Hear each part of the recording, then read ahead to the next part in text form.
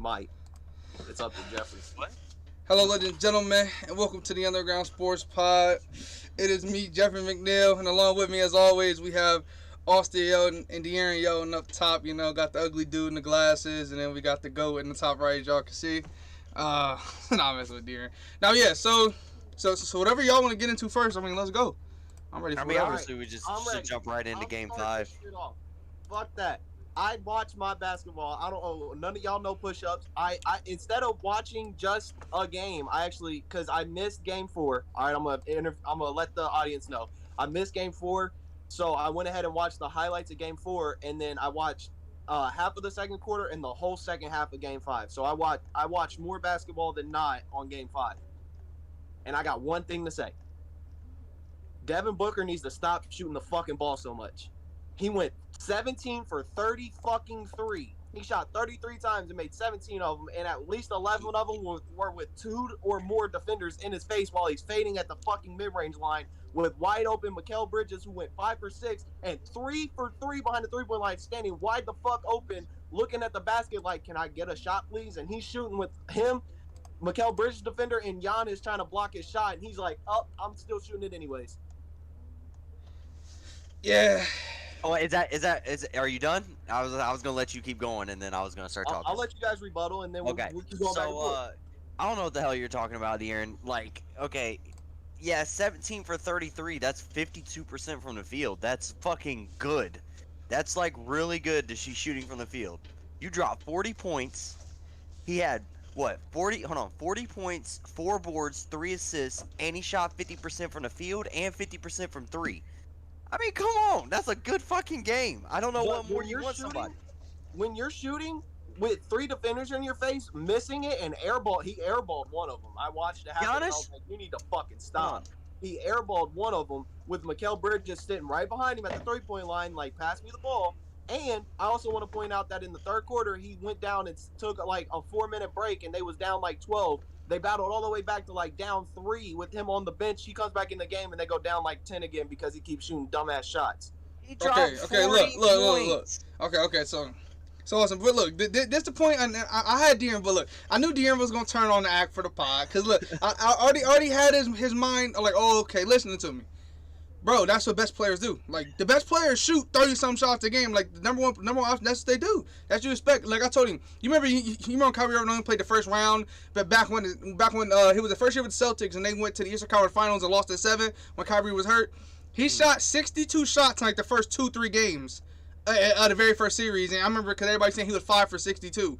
But still, the best player, like 33 shots. I mean, you expect that guy. He's the next Kobe, right? That's what Kobe did. Kobe shot 30+ shots every fucking playoff game in his whole career, damn near. Like that, except for that one. No, I'm saying like that. That's what you expect from the best player. I think. Here's the point I made, Austin. DeAndre Ayton is a young, taller Clint Capella. He's a lob threat, really good defender, and really high field goal percentage. That's DeAndre Ayton wrapped all together. Real quick, before you keep going, did you share the screen so I can see the stats so I don't have to keep flipping back and forth? Could you share the screen with the Discord?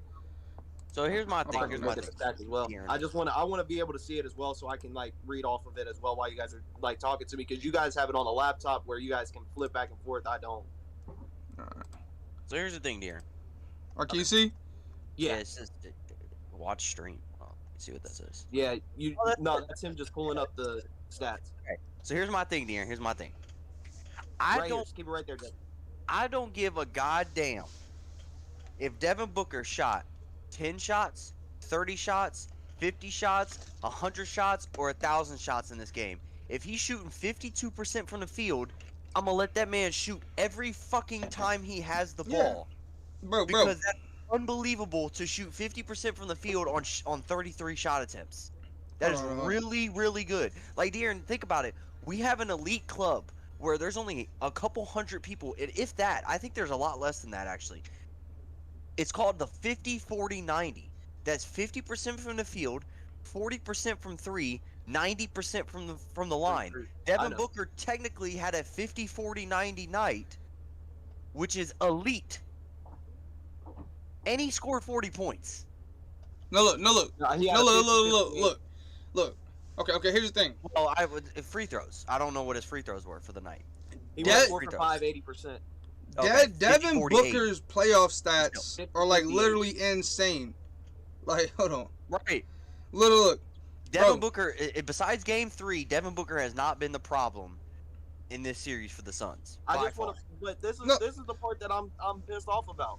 He shot 33 shots. He only shot four 3-pointers, so I'm not worried about him shooting 3-pointers. Obviously, 50%, that's always great. Here's what I'm saying. Mikal Bridges, 3 for 3, 100%. Chris Paul, 3 for 3, 100%. Cameron Johnson, 2 for 2, 100%. They are shooting and not missing 3-pointers. You got to let them keep shooting. Yeah, but once you're you not start- looking for Let's that. say miss, I understand. No, look. but No, look. 3 people But win that's not 100%. his No, look. job. But look, Darren. Look. Here's another thing you don't get. That's like okay. So when Tom Brady's in the game, okay, Julian Edelman has caught two. Tom Brady throwing the ball to Julian Edelman twice this game. He's caught both, but so and so's open every single play, or other guys getting open every single play. Just because Julian Edelman is 2 for 2 right now, he's not just gonna keep forcing it to him just because he's 2 for 2. You know what I mean? That's kind of how it is. No. But just have your open Look. shots, go ahead. No. But when their defender is But guarding you but with Darren, 12 and you're basketball is shooting, not a that's team game no more. In the playoffs, it's not. The best players show. But- Your best guys get your buckets. Everybody like Chris Paul, all these guys. If you look at the numbers, they all play off of Devin Booker. This 3 for 3, 99% of the time, 2 of them 100% were catch and shoot shots. Every single one of Mikal Bridges' shots is catch and shoot. So every single one of these players play off of him.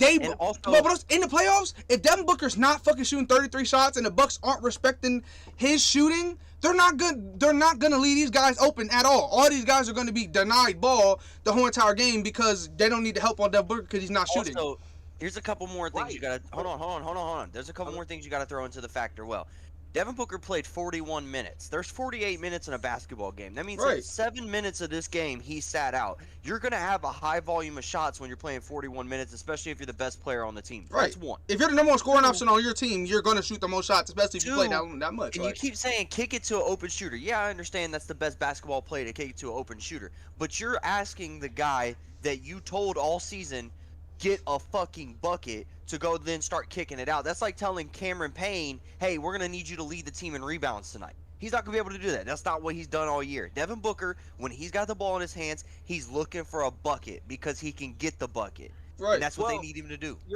The thing is, DeAndre Ayton played almost 45 Right, minutes but and only shot he's- 12 times. He's But that's not- he's not the number one no option. scorer. See, no, dude, you're not getting it. You're not getting. Okay, if LeBron James plays 40-something minutes a game, he's not gonna shoot the most shots and have the most points. Yes, he is. He is every single time. But if JaVale McGee plays 45 minutes, is JaVale McGee gonna shoot the most shots? You still there, De'Aaron? No. You cut out? Oh, okay. No, I'm saying. Well, what I'm saying also is, now if you want to start talking about DeAndre Ayton's night, we could talk, because I've been very disappointed in DeAndre Ayton this series. I love DeAndre Ayton, and everybody knows I've been high on DeAndre Ayton, especially in the playoffs. He's showed up, but Yeah. he's getting out rebounded almost every night in these finals.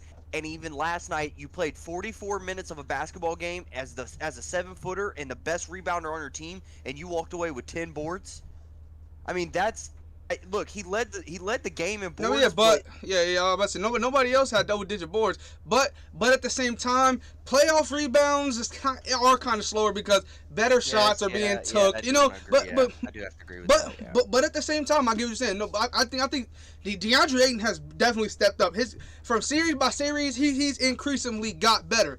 But his competition has also got better. I mean, he's guarding Giannis Antetokounmpo right now. You know what I mean? Like, how many guys can do that? You know? Right. So, I'm not expecting DeAndre Ayton to hold Giannis to if he can hold Giannis. What did Giannis score? 26. That's a dub in my book. Now he had 32. Already had 32. Okay, I was But looking still, at Chris Middleton. No, yeah, But not. still, 30 But he points shot 11 for Giannis. free throws, so he was and fouled a Giannis, lot. Yeah. Right, Giannis took 23 shots. And so did Chris he shot Middleton. 60% from the field. You held him to 32 points, and you're not even supposed to guard him, like position wise. I'm not gonna be mad at Ayton. Ayton's working his ass off No, defensively. but look, here's It's my just- biggest thing that I've been telling This is De'Aaron. what's hurting. Austin. This is what's hurting. Hold on. This is what's hurting the Suns really badly. Is there's been 5 games played in this series. All 5 games, the Milwaukee Bucks have out-rebounded the Suns. Now, this isn't all on Ayton because he can't be the only one out there getting boards. But Cam Johnson needs to step up getting some rebounds. I don't know. Cam Johnson's an undersized power forward. He's playing out of position. So is Torrey Craig.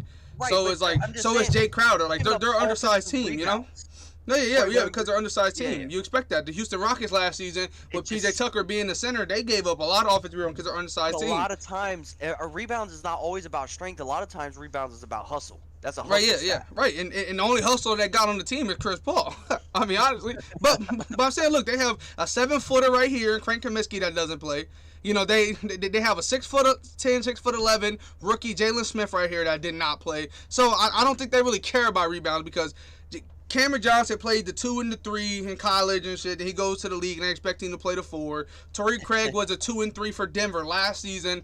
Yeah. Comes to the Suns, they expect him to play the 4. Jay Jay Crowder the last season was a 2-3 for the Yeah. Miami Heat. They expect him to play the 4. Mikal Bridges was a 1 and 2 for my whole time watching him in high school. Now he has to play the 3 for them. So it's kind of like, yeah, everybody's out of position, but they play so well together because, yeah, they play well together. Chris Paul's the glue. Devin Booker's the bucket. You know, that's kind of how they play. But Boston, here's a point I've been trying to make to De'Aaron, you know, this whole time. Every single one of these games, all 3 of the Suns' losses weren't because the Suns played bad. It was because the Bucks played better. Both of the Bucks' losses weren't because the Bucks played bad. It's because the Suns played better.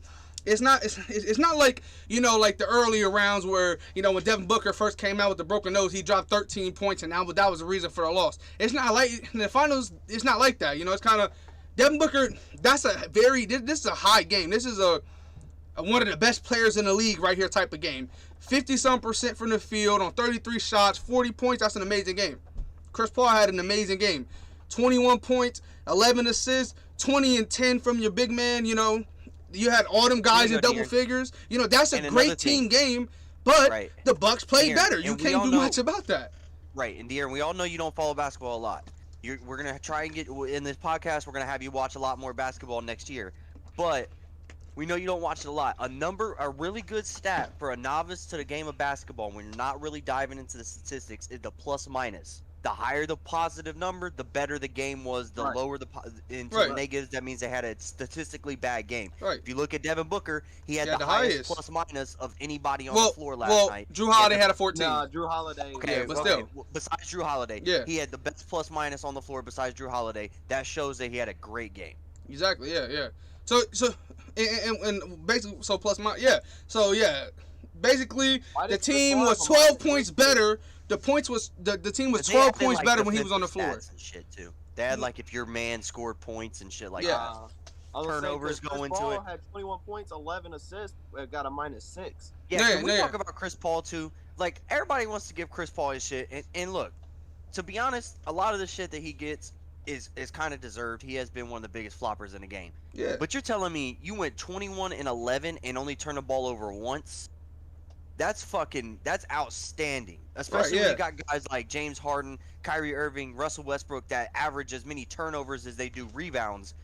You're going to have a guy that goes out there and only turns the ball over once. I got to give him respect on that shit too. No, exactly, yeah. Now, my by far biggest thing is that, you know, whoever wins this series played the best. It's not like, because once again, this game right here beats any team that they played before this round. It does, but you're in the finals. You're going to, like, everybody's going to give their best shot every single game. And this was the Suns' best shot in Game 5. But the Bucks just hit a little bit harder. You know, when you have Giannis, your number 1 scoring option drop at 32. Your number 2 scoring option drop at 29. And your number 3 scoring option drop at 27. You know what I mean? That's hard to beat. Yeah. Drew Holiday, I was watching him in ball. Drew Holiday. Here's my thing. I've always said this about Drew Holiday. Drew Holiday is the guy that every single time the Bucks back against the wall, and everyone's saying, "Oh, Chris Middleton has to have a good game." Drew Holiday always steps up in the biggest moments and plays the best out of any player on the court. That's including the other team and his team. He always outshines everybody in big moments, and that's why, like, I've always loved Drew Holiday. It's been like that since the Pelican days when Giannis went down. Everybody said, "Oh, Chris Middleton needs to step up." Drew Holiday stepped up against the Hawks and had an amazing game to help seal that series and walk out the door. You know, and now it's tied up. You know, 3-2 is a big advantage to have. You want to be up 3-2, you know. And Drew Holiday, I mean, obviously Giannis and Chris Middleton outscored him, but 27 points, 13 assists, 3 steals, and I have the clip of the game-winning play, in my opinion. I have the YouTube video ready to play whenever y'all want me to. Of the game-winning play, bro. Like, not only is it good to be up 3-2, but they stole the win in Phoenix. Now they're going back home. Right. Yeah, that was a big for Game win. 6. No, So but that's That was a even big but at better. the same time, Now you're I don't know if playing you guys at seen home it, but in the series. everybody's saying it's rigged. Everybody and mom saying, "Oh, this is rigged," because it was a guy. It was a guy before the playoff fucking series started. He said he said the Suns were going to take command the lead going up 2-0. He said in their home at home. He said then the Bucks are going to come back. They're going to smack them in the mouth, tie it up. He said then.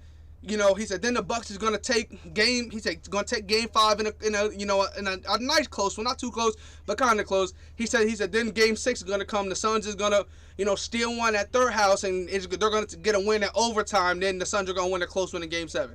And then I was like, yeah, right. And then that's exactly what happened. They went up 2-0. They tied it. Bucks win. Now I swear, if the Suns tie up the series in a close game, bro, I ain't gonna lie, this shit's rigged. In overtime. Right, in Talking overtime. a lot about it. Yeah, But I've yeah. heard a lot of stuff like that too because they're talking about this is Chris Paul's time. The referees are leaning Chris Paul's way. This is his ring to lose. I've heard a lot of shit like that. In my opinion, I think it is definitely his ring to lose. But at the same time, I mean, it's not at the same time. Like, it is, because Chris Paul's play is key to the Suns. But if Devin Booker goes out there and have a terrible night, and Chris Paul still drops his 21 and 10, they still are going to lose that basketball game, So, once again, Okay. I've been wanting the Bucks to win since 76ers got knocked out. So, I want the Bucks to win badly. But at the same time, I mean, it's not, like, I would love to see Devin Booker, Chris Paul, DeAndre, and I would love to see all those guys with a hard-fought ring. Because whoever wins this ring, it was a hard-fought ring. Like, this was one of the best finals I've seen in a long time. Yeah. Like, 100%. Now, we talked about this just for a brief second, but we started talking about Chris Paul and Devin Booker last week. But if Giannis loses, if the Bucks lose, does this kill Giannis's legacy for having a loss in the finals? Because what does everybody always talk about? They always bring up finals records. You could lead Look. every statistical category in Bro. NBA history, but if you have a loss in the finals, then it's Now Jordan's the look. greatest. Here's my biggest thing. It's gonna hurt Chris Paul to lose one more than it'll hurt Giannis, but it'll help Giannis more to win one than it does Chris Paul. In my opinion, because Chris Paul wins a ring. Now here's my thing: Chris Paul would never in history, if he wins 5 rings, he's not better than Curry or Magic any day. So right now, Chris Paul is on the verge. He's on the verge of everyone's top 5. Maybe not. No, I'm just saying he's on the verge of everyone's top 5 of all time. He's on everyone's verge. He's automatically going to be a first ballot Hall of Famer. Everyone knows that. Him winning the ring, he's not going to be a .5. He's still going to be a first round Hall of Fame ballot. Then he might move all the way up to being 5 to 3. That's about it. Now, Giannis being a 2-time MVP, 2-time defensive player at the age he is, winning the ring, winning Finals MVP. Now he's in talks with one of the greatest small forwards of all time in company of Kevin Durant, Larry Bird, LeBron James, some of the best players to ever touch a basketball. Giannis is now in that mix with that. And then if he goes on, because the only thing that hurts Giannis' career, the reason why people aren't saying he's top 5, is because, like De'Aaron said, he can't get over the hump. He always has an amazing regular season. They come in at number 1 seed, and then they get bounced in the playoffs. And then, yeah, that's how it's happened. But he wins a ring. He gets over the hump. He wins the Finals MVP. Now he looks like a great player. Giannis, like I also was saying, Giannis haters will still find an excuse. Right? Yeah, of course. I hate when they find excuses, but to me, This is okay. Hold on, I'm gonna go ahead. Let me grab this board for a second. So this shit is pissing me off, and I see this shit all the fucking time on fucking Twitter and everywhere. I'm tired of this shit, so I'm gonna look right into the camera when I say this. All right, I'm about to go the fuck off. Just because your favorite player didn't make it doesn't mean you can discount this fucking championship. Okay, Right, I'm so exactly. tired of saying this finals doesn't count because of injuries. This finals doesn't count. Yeah, Nobody gets hurt. It's a fucking war of attrition. If your team's left, that means that they got lucky enough that they didn't get hurt enough. exactly. Open and crying. Whoever wins this ring is a fucking champion. Right? Yeah. And here's my thing. I don't get. Yeah. And off. I'm so tired of hearing that shit. And another big thing is that, okay, I don't care. Yeah, everybody was hurt before this, but in this finals, this series right here is one of the most hard fought final series we saw since fucking Heat Spurs. Like, this is a hard fought series. No matter, I'm just saying like Warriors 2016. Right, yeah. I'm just saying like it's a hard fought series. You know, everyone's playing hard. You're seeing guys drop 40 and lose. You know, you don't see that in series. You know, you see a guy go off for 40, that's automatic win. You know, it's like but at the same time, here's my biggest thing: the Bucks. You can say it's a discount ring for the Bucks, but really it's not. They went against a healthy Heat team. They went against a healthy Brooklyn team for a majority of the series. And then game 5 is when Kyrie gets hurt. Then game 6 to 7, the team, you know, Brooklyn was hurt. But then you move on to the Hawks, healthy Hawks to the last 2 games of the series. But the Bucks' best player was out too. So it's kind of like, you know, it's kind of rant I had on TikTok. Yeah, all right. It's kind of you know it's 50-50 about that, you know. And then it's kind of 50-50. But the Suns, I'm so tired of seeing like I get why everybody's saying it about the Suns, but the Bucks nah. Like the Bucks got there because they got there. But sometimes the Suns is just Suns too. No, I mean, because here's my thing. They don't win first round if LeBron and AD are both 100% hurt. I mean, injured. I mean, they're 100% healthy. The Suns don't win that. Like, they're done in 4, maybe 5 if they get lucky. I mean, I think that's obvious. Then, but after, say Lakers are still hurt, I still think they can beat Kawhi and the Clippers, but, I mean, they definitely can beat them, but will they beat them? You don't know. You know, Jamal Murray on the Nuggets, I think they still win that because they swept them without him, so add him. I don't think he wins 4 games.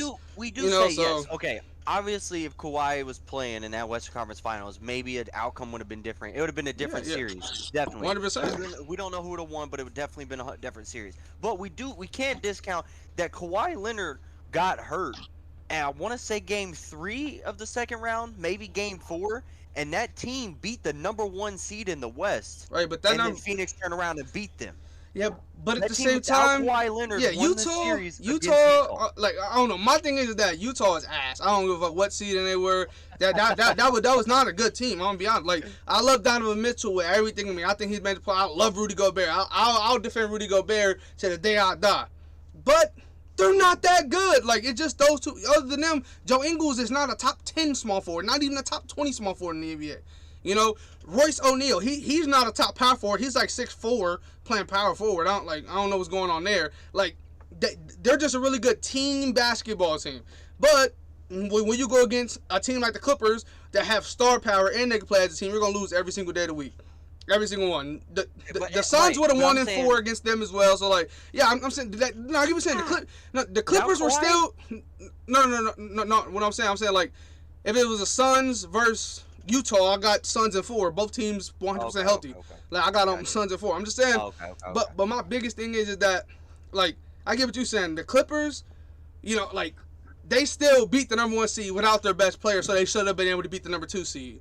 But same time, I'm not saying beat. Yeah. I don't think they would have beat the Suns even if we would have replayed this series. I'm just saying that the Clippers weren't bad without Kawhi Leonard. They weren't a bad team. Like, obviously, the Nuggets were not the same team without Jamal The Bucks Murray. weren't bad without Giannis. Obviously, they weren't the same team, but they weren't bad. Right. Yeah, they weren't bad. So we can't just say, like, they had I don't say that the Suns had a cakewalk to the finals. They still had to play a good Clippers team even without Kawhi Leonard on the floor. They still had to play a good, like the thing is, they gave up losses to the Lakers, like, you know, and the Lakers team was still pretty solid. He didn't have his point guard, but they still played an MVP Nikolai Jokic. Yeah. I mean, he didn't have his point guard, but still, I mean, they still played a big dude, a really good center. They played him, but their 2 go-to scorers were being guarded by G League players. That's my only thing. Like that was free. That was 100% free for him. But yeah, the Western Conference Finals was a hard-fought series. I don't give a fuck they had Kawhi, didn't have Kawhi. That was a great series. I would love to watch it again 3 times over. That was a great series. And this final series is a good series.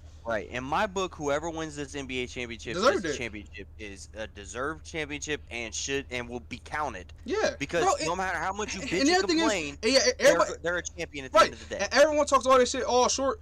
It was a short NBA offseason. Everybody had to go through it. 2 teams in the fucking finals went through the same shit as all the 28 other teams. Like, it doesn't matter. The Brooklyn Nets, because everybody and their mother for some reason became a James Harden fan the last couple years. I mean, and if the Brooklyn Nets would have won a chip, everybody would have been gloating how James Harden is now one of the greatest shooting guards of all time. James Harden's this, James Harden's that. But he lost. Because guess what James Harden does in the playoffs? James Harden You know what? I might go on a little bit of a limb here. I would take Rudy Gobert in the playoffs before I take James Harden in the playoffs, and I'm dead ass serious like that. No, it's a fact. Facts. Rudy Gobert is not known as a scorer, but I would lean on Rudy Gobert in the playoffs before I would lean on James I'll take Harden Ben Simmons in the playoffs. I don't give a fuck. I'll take, because Ben Simmons giving you defense. At least James Harden wasn't giving you defense. He wasn't giving you points. He wasn't giving you assists. He was just a body.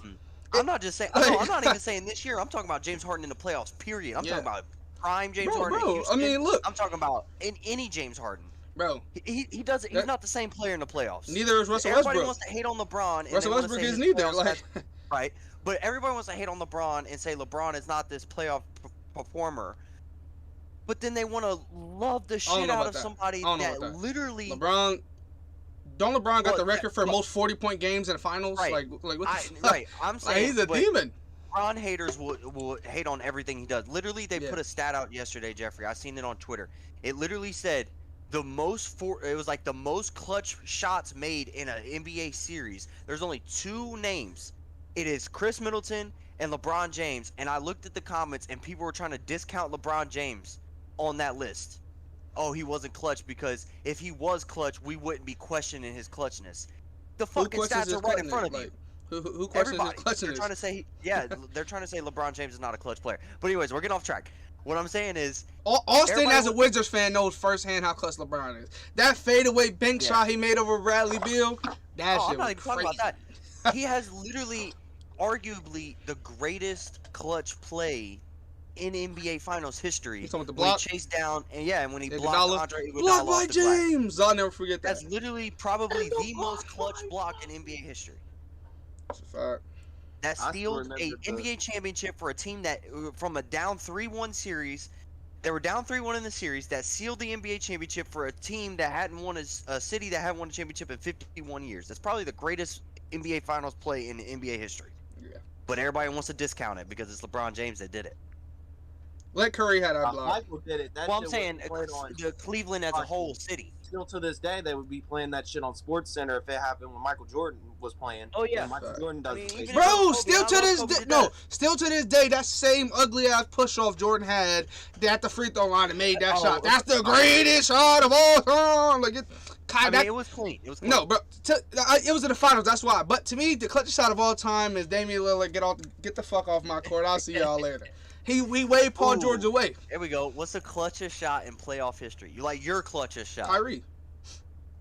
I mean, you couldn't go wrong with Kyrie right there. I wouldn't. Game 7, step back, hand right here. Come on, that was clean. It was an ISO on the best player in the world at the time. I mean, he was a 2-time MVP. I got another one. First ever unanimous. I got another one. Everybody gonna say. Smacked it. What's up? Ray Allen. That one was tough. That was tough. That's one of the, I don't know. Those my top. Obviously, I got a million of the Lakers ones. Yeah, I'm trying to rack my brain of all the great finals moments that at least I seen. What's the one shot? Go ahead. Oh, the Derrick Rose. Well, it wasn't the finals. Oh yeah. But Derrick Rose playoff shot. Yeah, against the Cavs, and then they was all holding him up. He was like, they was holding him up, picking him up. He was like, oh, that shit was funny. You gotta talk about Allen Iverson. In that 50-point game, stealing that win against the Lakers in 2001. That was clean. But not gonna lie. Okay, I'm gonna show this play right here. This play is forever top 10 one of the best defensive plays ever in finals history. From now on, like I don't want to hear no debating, none of that. Can y'all see? Oh, I know what you're about to play. Hold on, before you play, hold on, stop. What channel posted this? I don't even know. Oh, Okay. Rookie Productions. Shout out Rookie Productions. The last time we put an NBA clip that was from the NBA account, we got copyright strikes. So make sure we're being That's because I'm pretty sure that's because we played the full game. Okay. All right, can y'all see? Yeah, we gotta be careful. Yeah, we can see. But yeah, this the. Yep. This the best defensive. I watched a lot too. This the best defensive play leading the offensive play. Top 5 all time. Hey, and one. Come on. It's not clean. It's not even a debate. Okay, what do you think about that pick and roll block? Because you got by Giannis. That shit was crazy. That's top 5 of all time too. I don't give a fuck. Right, I was watching play was Undisputed, insane. and Skip Bayless tried to say that it wasn't that great of a block. Okay, here's my thing. Everyone's comparing it to LeBron's block. I wouldn't say it's as big as that, but yeah, it wasn't as big as that. Right? It's still an amazing. Yeah, there's still an amazing finals block. Like that shit was crazy. Right. No. It wasn't the greatest of all time, but shit, that was amazing. But he tried to say because Devin Booker threw the ball so high that it gave Giannis enough time to recover, that he should have blocked that because of how high the ball was. Yeah, but no. But Giannis' whole ass back was turned around. Hey, like, nah, that shit was crazy. But yeah, at the same time, bro, here's my biggest thing, like, because I watched on a million different levels, especially high school. I've done it a million times myself. When you in a basketball game and somebody goes with the dunk, you watch any NBA player, any high school, college, you get out the way. He's not dunking on me. It takes a type of heart to even think about contesting that shit. Because you get dunked on, guess what? Now DeAndre Ayton on Undisputed and all that shit. Look at the crazy dunk on Giannis. Oh my God, you know that's how it is. So I mean, a lot of motherfuckers, I'm not jumping. Zubac, yeah. No, fuck, dog. I'm not jumping with him. I'm not, like, you know what I mean. So it's like 9 times out of 10, you don't jump. You pull the Kevin Love or Draymond Green. You act like you was taking the charge. Like, what the? No, I took a charge. Nah, nigga, you got your shit dunked on. Like that's how everybody act. Like so, it take a different. No, ask Max in Cleveland when he got dunked on by Kawhi. But it take a different type of breed to even think about blocking that shit. So that's what to me, Giannis, Jared Allen, Rudy Gobert, those guys got it. Like they block a million dunks every game. I'm talking about the lob, the 0.8 seconds. Oh yeah, when he dunked on his back. Yeah, on his back. Yeah, but I mean, look, another great finals moment. You got what was it, 2012, 2013, Thiago Splitter. Hits the lane, thinks he's going for a dunk, and just gets completely fucking sent back by LeBron. Yeah. Fact. And then also you got LeBron's block on Steph when he sent this shit out of bounds and turned around. We started talking shit. Yeah, I remember that. No. He started talking shit because Curry tried to pull the old school move where you act like you going up. So he stopped, faked, and then tried to go the other way, and LeBron sent that shit like, bitch. Yeah. He started looking back like. When we talk about this, everybody wants to say LeBron's a lazy defensive player. But he's got 3 of the greatest blocks in NBA Finals history. No, LeBron was the best. Like in LeBron's. Okay, I'm not gonna say prime because he's still going crazy. But you want to early LeBron to 2018 LeBron. His prime. No, I'm saying 2018 LeBron till early 2003. LeBron was one of the best defenders in the NBA, hands down. He had clamps. I mean that's. But still to this day, LeBron got robbed. Like the biggest robbery in sports history. It's 2018 James Harden's MVP over LeBron. LeBron had more points than him, more rebounds than him, more assists than him, literally beat him at every single thing. But I remember the Rockets were like the number 1 seed. And also James Harden played 10 less games but averaged like 32 points, so they gave it to James Harden. Like that was the dumbest shit ever. That was literally like LeBron's best year in his whole entire career. And he didn't get the MVP. LeBron will never win an MVP ever again because it's the LeBron formula. Like I don't know. They get bored. Everybody's saying, I definitely agree with that. But I feel like everybody they get bored voting the same players. Like it probably happened this year, with Giannis. Giannis was back to back. They didn't want to give him the third one. They get bored voting the same guy every year. So then even if somebody deserves it, because like look, Derrick Rose split up LeBron in his 4. But you're telling me LeBron only won 2 MVPs in all 4 years in Miami? I mean, come on now. 2 MVPs. And he had 4 of the greatest years in NBA history. Yeah. And he walked away with 2 MVPs. I mean, look at and honestly, like, why is Steve Nash a 2-time MVP? Hold on. We're going on something different. I'm not going to bring that up. All right. We'll talk about that another day. All right. Here's the other point I wanted to bring up about the Suns. Okay. I was so irate, I wanted to jump through the TV screen and swing on Devin Booker. Oh my God. Because, no, let me take that back. I don't want to swing on Devin Booker. I want to swing on every fucking NBA Finals ref there was on that court. Devin Booker's driving to his right. Gets into the mid-range territory. He's starting to go towards the out of bounds. Can't get past the defender. So, he dribbles. Hits the defender. Comes back, dribbles, jumps away from the defender and fades away. Foul. How the fuck was that a foul? It's not. That's what the Suns do. That's Chris Paul. Every single time a center gets switched on to Chris Paul, this is what he does. He'll dribble, he'll do a step back, wait till they come up, jump into their body at the 3-point line and just throw that bitch up in the air. It don't matter if it go near the rim. It don't matter if he shoot that bitch to the stands. But he gets the foul call every single time. You know, like that's what the Suns do. But also if you I saw this on TikTok. If you go back to Monty Williams, originally when he first started coaching, that's what he coaches drawing fouls because he's a big guy on free throws. He believes that the team that shoots the most free throws and makes the most free throws wins the game. So and also every single time that he's mic'd up and they put it on TV, his team needs to win the turnover battle and win the free throw battle. They gotta make and shoot and make the most free throws of the game and have the least amount of turnovers, and they'll win every single game.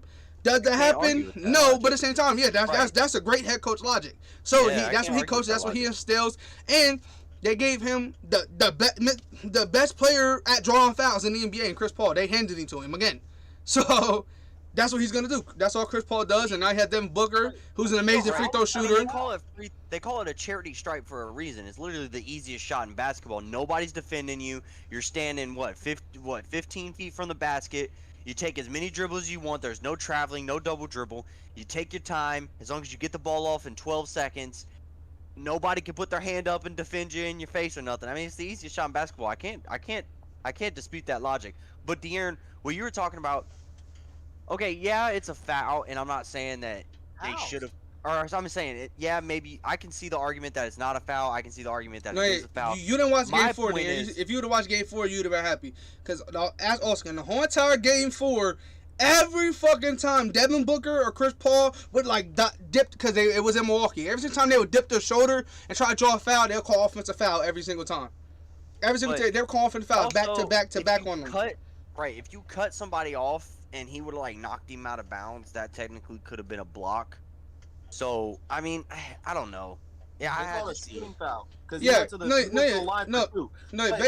The thing that pissed me off was the extra dribble. Because he goes like this, and when he comes back, Now, where was that guy's hands? Because now if it was Drew Holiday. Drew Holiday don't put his hands like that. Drew Holiday's hands always on his side every time he plays defense. So he literally just put his shoulder in his chest. He put his shoulder dead in his chest and then dribbled back and took a shot. That's offensive foul. They say you have to rise vertically, or you have to be vertical. So if somebody bumps you as you're jumping, your hands have to stay straight. They can't go forward. But De'Aaron, he didn't jump though, did he? Because he didn't shoot yet. Yeah, he was sliding next to him. Where was his hands at? Because if his hands are straight up, then yeah, that shouldn't have been a foul. No. Here's the thing, yeah. No. His arms. I don't know. Have you seen how Drew? Did he stick his chest out? No. Drew Holiday doesn't play with his hands out. He don't play with up. Drew Holiday literally plays with his hands touching his knees. That's how he plays defense to get all his pokes and shit. So I didn't see him play. Did he stick his chest out? No. Hold on. Look up Devin Booker terrible. Because that happens a lot. Because obviously, if somebody's taking their shoulder and putting it in your chest, that's offensive foul. It's offensive foul every time. You're not allowed to dip your shoulder. If you're like this and you hit him, that's not a foul. But if you go like this, it should be offensive foul every single time. That's in the rule book. Even if he did this, I'm just saying, if somebody's hitting you in your chest, the first automatic instinct you're gonna have as a human being is to stick your chest out to absorb the blow. And they'll call that as a foul too if you stick your chest out. Even if he would have put the shoulder into him, if Drew Holiday stuck his chest out, then they'll call that as a foul. But now, I'm not saying it's right. Here's the thing though. If Drew Holiday would have fell, it would have been offensive foul. But because Drew Holiday is a tough guy, and he's not Draymond Green, he's not Marcus Smart, he's not Chris Paul, or LeBron, he's not gonna take a hit and act like he flew 50 feet in the air. He took it and then was trying to keep playing defense. That's why they called it foul. But yeah, I remember, especially as a big man, I got called for a 20 every single time I was in the post and I had a ball. If I dipped my shoulder to bump it to the guy, and then he went back a little bit, offensive foul on me every single time. You have to be square. And Devin Booker, obviously he's dribbling, so he's not square. He went in, he dipped his shoulder, went into him, his ear touched his chin, went like this, hit him, and then dribbled, stepped back, and missed and went to the foul line for 2. That's crazy. But yeah, I was about to say, because even that sometimes gets called too. Even if it's an offensive foul, if they stick their chest out to absorb the blow, they'll call that a shooting foul or a defensive foul. Exactly. Just because, and a lot of times it's who is it playing? I mean, it's Devin Booker versus Drew Holiday. Superstar call. That happens all the fucking time in the NBA. Definitely. It's superstar call. Devin Booker's a superstar. Drew Holiday's not a superstar. Devin Booker's gonna get that call. That's just how the NBA works. It's not right, but that's how it works. Right, and later in the game, Drew Holiday's going up for a layup, and Devin Booker smacks his arm and then Are you smacks talking about when he You know what I'm talking about when he's going up for the layup and like the no call? game 4? Yeah, that was game 4. No, that was game 4. No, that was game 4 when hold on, I had to play right here. I'll pull it up. Devin Booker had 5 fouls, 1 foul away from being fouled out, and he completely hugged the shit out of Drew Holiday, and it was a no call. I'm pull it up. Look, so he should have been fouled out. But they call a dumbass call on Drew Holiday. Right. So Drew Holiday got fucked twice. Devin Booker should have been fouled out of that game. Yeah, look, hold on. But Let me pull it up so De'Aaron can see. Compared to this, what he was talking about. Hold on, I think this is right here. This you talking about? Yeah. Oh yeah, Yep. that's a Yeah. That's a foul. Yeah. That was game 4. Look, hold on. That's 1000% a foul. Here's the look, thing. Look, and he had 5 fouls. That's why I look. Yes. Here's the thing, though. Okay, it's the that's fourth game quarter. That's in a a foul. game 4 game. There was one in game 5, too. That's a 100% foul every day of the week. 1000% foul. But it's game 4 and in the fourth quarter in a game 4 finals game. It's gonna be really hard for a referee to foul out the best player on the team in the NBA Finals in the fourth quarter like that. Yeah, it's wrong, and I would have called the foul, but that referee probably was like, "Oh shit! If I call this foul, Devin Booker can't play anymore. I'm gonna let him stay on the floor." So he could say as much as he wants, but he didn't foul him out because it was Devin Booker. If that was any other player on the Phoenix Suns besides Devin Booker or Chris Paul, that player would have been sitting on the bench. Exactly. On that play. He only stayed in the game because it was Devin Booker. Yeah, bro. I mean, you just said it before. It's superstar calls. They sometimes they don't called for him, and 99% of the time they called for him. Even though if that was I remember when Jordan Poole tried to end LeBron James' career. When Jordan Poole did that crossover, drove up and tried to dunk on LeBron. It was body to body, but he missed the dunk. That was a foul every single day of the week. I'll say it right now, and that was this year. That was a foul. But because it was LeBron James about to get dunked on, they didn't call it. Because imagine he blew the whistle and it went in. That's bad. LeBron, it was an and one. Jordan Poole just and one dunked on LeBron James. That would look bad.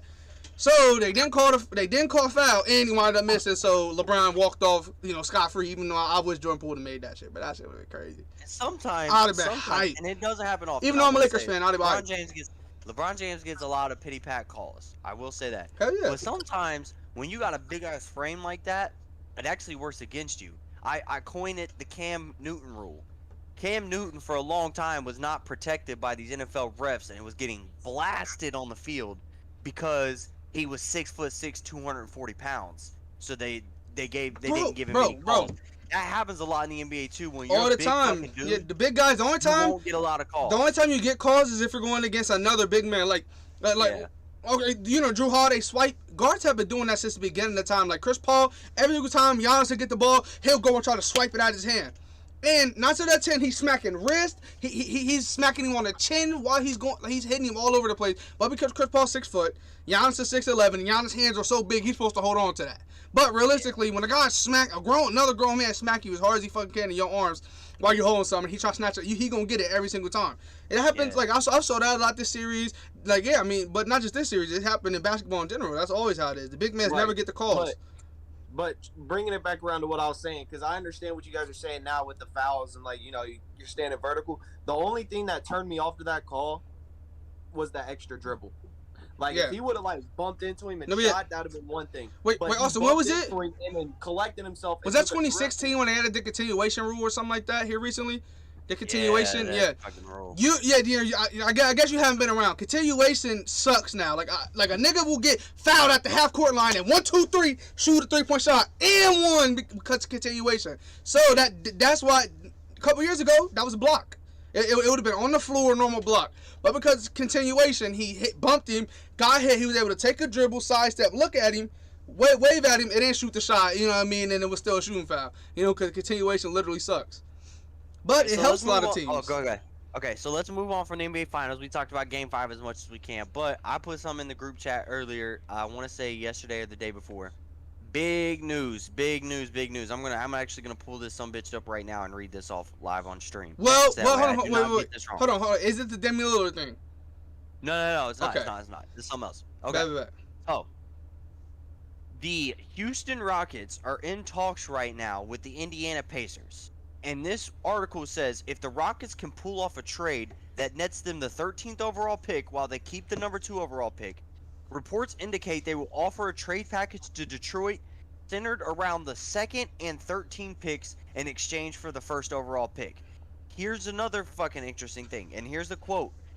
Well, not a quote, but here's something.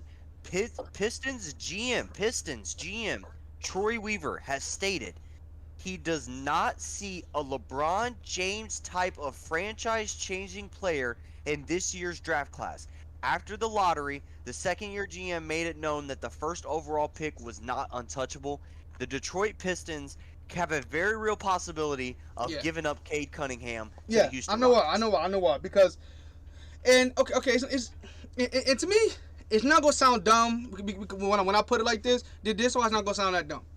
So the Pistons in the past, God knows how many years, have drafted nothing but guards. Their guard field. They have Dennis Smith Jr. They just drafted a top 5 guard last year, Killian Hayes.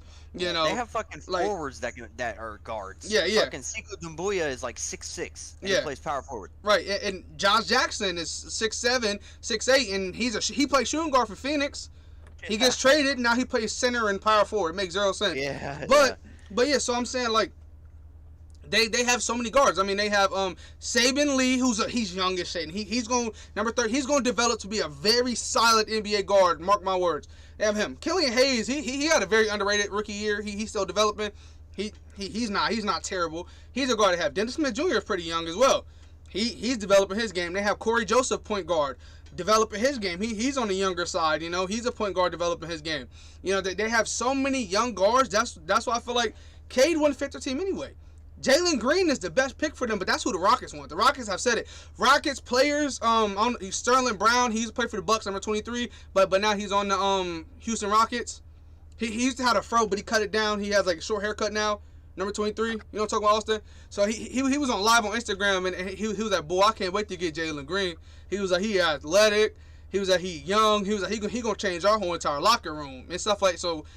There's Rockets players already saying they want Jalen Green, and they can't wait for Jalen Green to come in there and ball out for them. So it's kind of like, to me, that's their loss. You know what I mean? The best thing, but technically the best thing for them is getting Evan Mobley, because Evan Mobley is going to be a stud no matter who he goes to. But where's Evan Mobley going to fit next to, you know, what's his name? Who's the best? No, ain't he the best player on the team? Damn, he's played for the Nuggets, and then he went there. Jeremy Grant. Ain't that not Jeremy Grant? Yeah. So I don't know where he gonna fit in with him. Guard. Right. Like 6'6". Yeah. So it's kind of like, but he played the three his whole entire career. They also got what's his name? He's a young dude. He plays center. Isaiah Stewart. But yes, Isaiah Stewart. He's 6'8". So he's not a center. Right. Yeah. You know what I mean? So Evan Mobley can do everything Isaiah Stewart can do, and shoot better than Isaiah Stewart. And he's 7'1". You know what I mean? That's the guy that's the guy I want right there. If I was them. I mean, my man he's a 6'8" point guard that's got a jump shot. He's 2 inches shorter than Ben Simmons, and he's got a better jumper than Ben Simmons. Yeah, you're not. He's literally went to the same high school as Ben Simmons. Literally, it's Ben Simmons 2.0. Like literally, that's what he went to the same exact high school as Ben Simmons. All that. But jump shot. No, but at the same time, there's why everyone don't look. To me, the big point guards haven't really showed themselves to make them championship things since Magic. You know, but he's Ben Simmons 3.0. No, I'm just saying like no. He can shoot threes. No, I'm still so like. You know, I don't know. The big point guard. No, I'm just saying. Like for me, the Pistons they don't need that, bro. They don't. To me, Cade Cunningham he could pass the ball extremely well. So he don't got nobody to pass to, barely anybody. Cade Cunningham, I think the best thing for him, the Rockets get that and they take Cade Cunningham. He could do more there. He has Christian Wood, John Wall, Kevin Porter Jr. You know he has a lot. He has Kenyon Martin Jr. Taking a quick timeout. Taking a quick timeout from the basketball talk. Dad just posted in the group chat.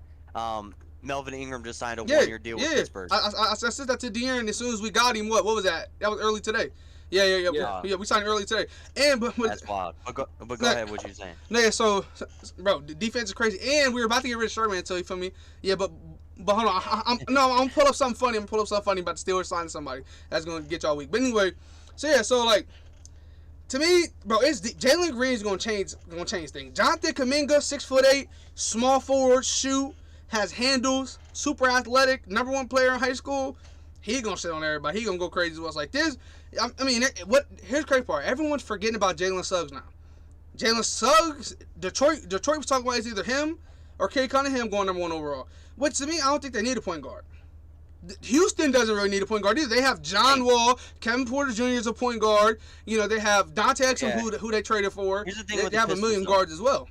Here's the thing with the Pistons though. The Pistons like Killian Hayes at the combo too. Right. They like Killian Hayes playing a little off ball. Right. I mean, yeah, he's 6'5", so I mean, he can play the two. Right, and also they like him playing that wing jump shot. He can play a 2-man game. They like him off ball a little bit. That's why they were talking about a point guard, because they can move Killian Hayes to the 2. Yeah. And but think about it. You got Kay Cunningham, Killian Hayes as your front court, or is it backcourt? I always get those two mixed up. Is it backcourt? You have them as your backcourt. That's a fucking nice backcourt. I mean, Detroit in the East can make some moves next year. Well, to me, Killian Hayes isn't going to be the guy we expect him to be until about 4 years from now, I think. But I'm saying like right now, Kay Cunningham can definitely. Even as a two guard? No, yeah, definitely, because like his main thing coming into the league was he's 6'5" and could pass. He was Lonzo Ball. 6'5", could pass the ball. You know what I mean? That's why everybody wanted him. You know, he wasn't no crazy scorer. That's why he dropped the 5, because he was supposed to bring the playmaking alongside with Derrick Rose, you know, scoring a little more because they had him then. Then, you know, the team changed. Blake Griffin left, got better. Derrick Rose left, got better. Jeremy Grant turned into this star player, second place for most improved player and all this shit. You know, everything's went crazy. So now, yeah, I could definitely see if they do get a point guard, how it will help them. But I'm just praying for players' sake that they go to the right places. I feel like the Thunder, I've heard the Thunder's trying to trade up because the Thunder don't like how both of their picks landed out of the top 5.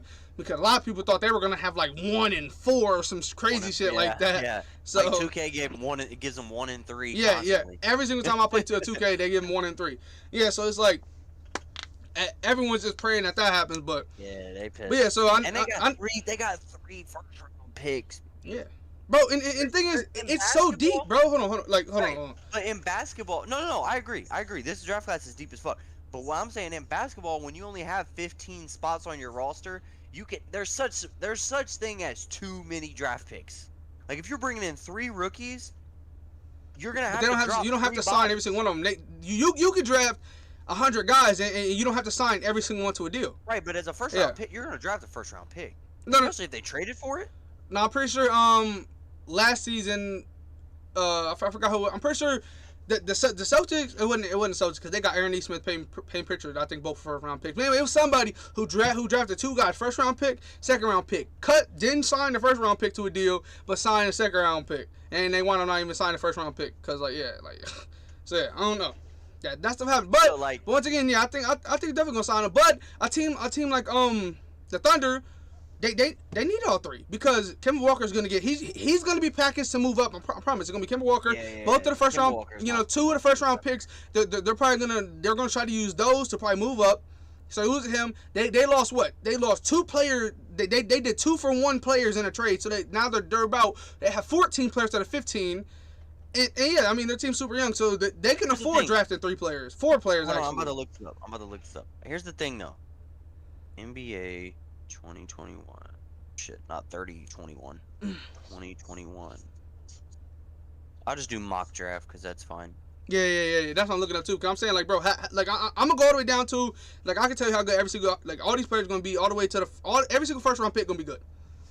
So, you said that you could see Oklahoma City packaging Kemba Walker and trading up. Yeah, definitely. What team would want Kemba Walker? The Pistons need Kemba Walker. They need a scoring point guard. Right, but are you going to pay? But they're not going to pay. They're not going to pay Kemba Walker $30 million, $25-30 million when they're a rebuilding team. Right, but it's no. Actually, it depends on their mindset. If they're trying to, because you draft Kay Cunningham, you know you're expecting to get him. You're going to start winning. I can see one of these teams actually that want to start winning now can definitely do that. So I don't think Cleveland would. Toronto maybe will package to get I mean- Kemba and send away because they're tired of Kyle Lowry anyway. Send Kyle Lowry, have him trade up. Like Orlando, I can see Orlando won Kemba or something after they trade away all their stars and they have super youth at the point guard position. They maybe could bring him in. Yeah. But yeah, that's right. The Oklahoma City Jeffrey doesn't get a top 3. They don't get They only got 2 first-round picks because Houston kept their pick. Right. No, yeah, I'm sorry. I can see them trying to like use both of those or one of those and Kemba and trying to move up in the draft. And bro, people on draft night are insane. Like they'll do anything. They'll give up anything. No, still, bro, the 9th pick, BJ Boston going 9 is insane. Kai Jones going 10 is insane. Like, bro, I can go all the way down to fucking a 20-something pick. Bet money he a demon. Like, look, Mr. Big Ten, your guy. Ayo Dunsamanu, they say he's going to go 26 to Denver. The guy from Illinois, they say he's going to go 26. And he's as good as he is. Amazing defender, 6'5", point guard, shooting guard. Trey Mann, the sophomore out of Florida, that I remember watching him ball in high school. He's a demon. They say he's going to go to Brooklyn.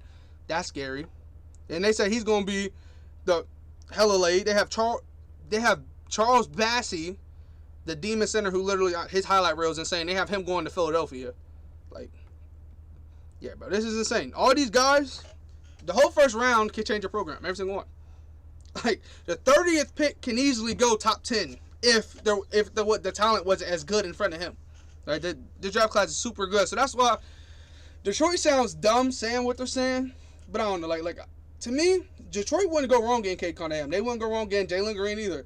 They wouldn't go wrong getting Jonathan Kuminga or Jalen Johnson or Scotty Barnes or Evan Mobley, which that's bad for a team because you look at Cleveland, you don't know who Cleveland going with because everybody's saying Cleveland's going to go with Evan Mobley with their pick, but I mean why?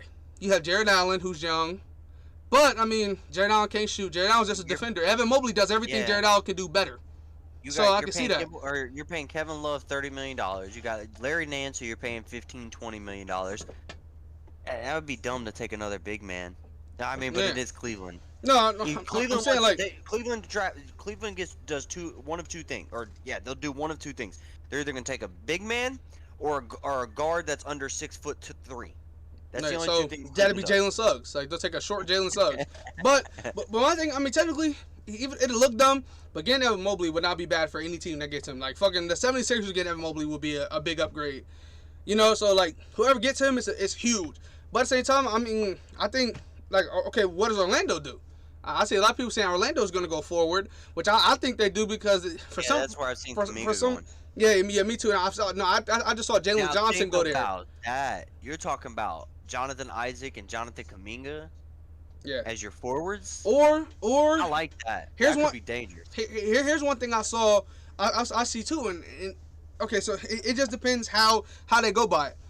Jalen Johnson is an absolute slasher. He's one of the best dunkers in this draft class out of Duke. He's a demon. Like he can shoot. He's amazing defensively. He dunks on anybody. I've seen them take him on mock drafts too. That would be amazing. Literally, him and Jonathan Kuminga are the exact same, and he's taller than Jonathan Kuminga by like 2 inches or something like that. So what if you're sitting here? You're Orlando, okay? Yeah. You got the 4th pick, so Cade's gone. Jalen Suggs or Jalen was it Jalen Green? I keep getting the Jalen's mixed up. Which one's the G League player? Jalen Green. Jalen Green. So Jalen Green's gone, okay? And probably we'll just go with what you say. Evan Mobley's gone too. So those 3 are gone at 4. You need a center. Wait, I don't know. Toronto. It says Toronto has the 4th overall pick. So they're gonna. So they're 5. Yeah. Wait. Okay, so Orlando's 5. Yeah, I'm pretty. Right here, I don't know if he did a trade, but it says Orlando has 5 and 8. I think no, that's the Chicago Bulls trade. Yeah. They got 5 and 8 because of the Bulls trade with Nikolai going to the Bulls. Yeah. Picked. Right, yeah. So they have 5 and 8, and what I'm seeing here is that with the 5th pick, they took Jonathan Kuminga, who is a 6'8" small forward, 15 points per game in G League, all that. I like that. And then, I like that a lot. But then, they have the Timberwolves taking Jalen Johnson, a 6'9" freshman, small forward, point guard, just demon. Oh, that's crazy. Oh no, he's going to go to Golden State. That's scary as shit. I don't know when I'm going to Golden State. But then Chicago has then it says not Chicago. Orlando takes Zaire Williams, another 6'8" small forward, scorer. He played with Bronny and B.J. Boston and all them at Sierra Canyon. Yeah. Yeah. He played with them, and then he went to Stanford. So another tall, small, lengthy defensive scorer, small forward. Here's the predicament you're in. You have a future defensive player of the year in Jonathan Isaac. He's gonna win a DPOY at least once in his career, maybe more than that. And Jonathan Isaac is a good defender as well. That's why I said Jonathan Isaac. Oh no, I mean Jonathan Kuminga. Jonathan Kuminga is a good defender as well. Okay. But I'm saying, so right now on the roster as it stands, you got a future DPOY in Jonathan Isaac. You just traded for Wendell Carter Jr., who's a good center. We don't really know how he's gonna play. He's had spurts where he looks good, then he has spurts where he doesn't look the greatest. Well, you said who? You have Wendell Carter. Well, no, Wendell Carter's out of position. That's why Wendell Carter is he's a top 10 power forward, but he's a bottom 30 center. You know, it's just where they play him at. You got a revitalized Markelle Fultz. You got a up and coming Cole Anthony. Where do you go? I mean, where do you go as the Magic? I mean, obviously you go Kuminga. I love the Kuminga draft pick, but where do you go at 8? Do you go at guard? Do you go center? Well, what I'm seeing is that so technically Jalen Suggs is gone at 6 to Oklahoma City. That'd be great. Well, that'll work, I guess. Then Jalen Johnson is gonna go to Golden State, but so they can get Zaire Williams, a 6'8" defensive scoring kind of. But to me, I love Zaire Williams, so I would not hate that. But B.J. Boston, the 6'7" shooting guard, sharpshooter. You know, what I mean that freshman out of Kentucky, that wouldn't be bad. Or you could go Keon Johnson. You know, he's a 6'5" shooting guard, small forward. He's a wing player. He's a pretty solid. He's a really good defender. Pretty solid 3-point shooter. Broke the vertical leap record, so he's super athletic. You know, you can go there. Bro, I mean, my God, I forgot about him. They have Greg Brown going to Golden State at 14. Greg Brown is one of the most athletic players in the draft. He's 6'9" from Texas, and bro, he literally just dunks on everybody. He just dunks on everybody. That's his role. 6'9", small forward, power forward, dunks on everybody. Super athletic.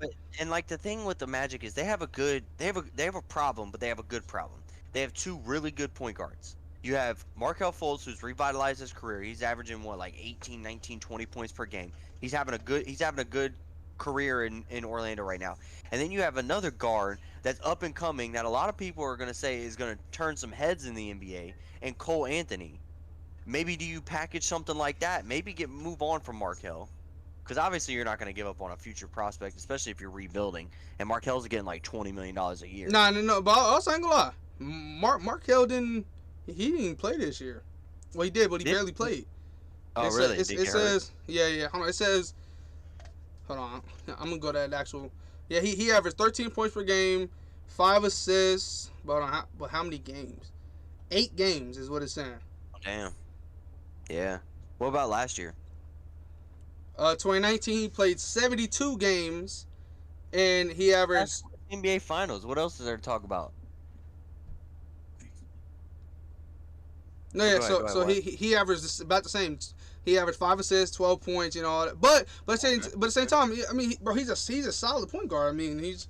Yeah, like, but he's overpaid for 12 points and 5 assists a game. That's a lot of fucking money to give somebody that's not really producing that much. But I like Cole Anthony. I think Cole Anthony's gonna be a stud. Oh yeah. He's making 16 million, so a little less than 20, but that's still a lot of money. Yeah. So, yeah. But Cole. Here's the thing about Cole Anthony that a lot of people don't like, and a lot of NBA fans don't like. Cole Anthony, his whole entire career has been a guy that just takes questionable shots. Like he'll shoot some shit that you're just like what's the point? Like kind of how De'Aaron looks at Devin Booker. That's what Cole Anthony does. But Cole Anthony, he does make some shots. But the fact that he's young, I think Cole Anthony's definitely going to develop into a stud, like a demon. But he has to get past. He has to mature in the league a little bit more. He's one of those players that once he matures, sky's the limit for him. So okay, here you go. Yeah. Which one of these 3 is going to turn out to be the best guard? Okay, you got 3 up and coming players that have great potential, but are not like super studs right now. You got Emmanuel Quickly, you got Cole Anthony, you got Kira Lewis. Who you got as becoming the better pro out of the 3?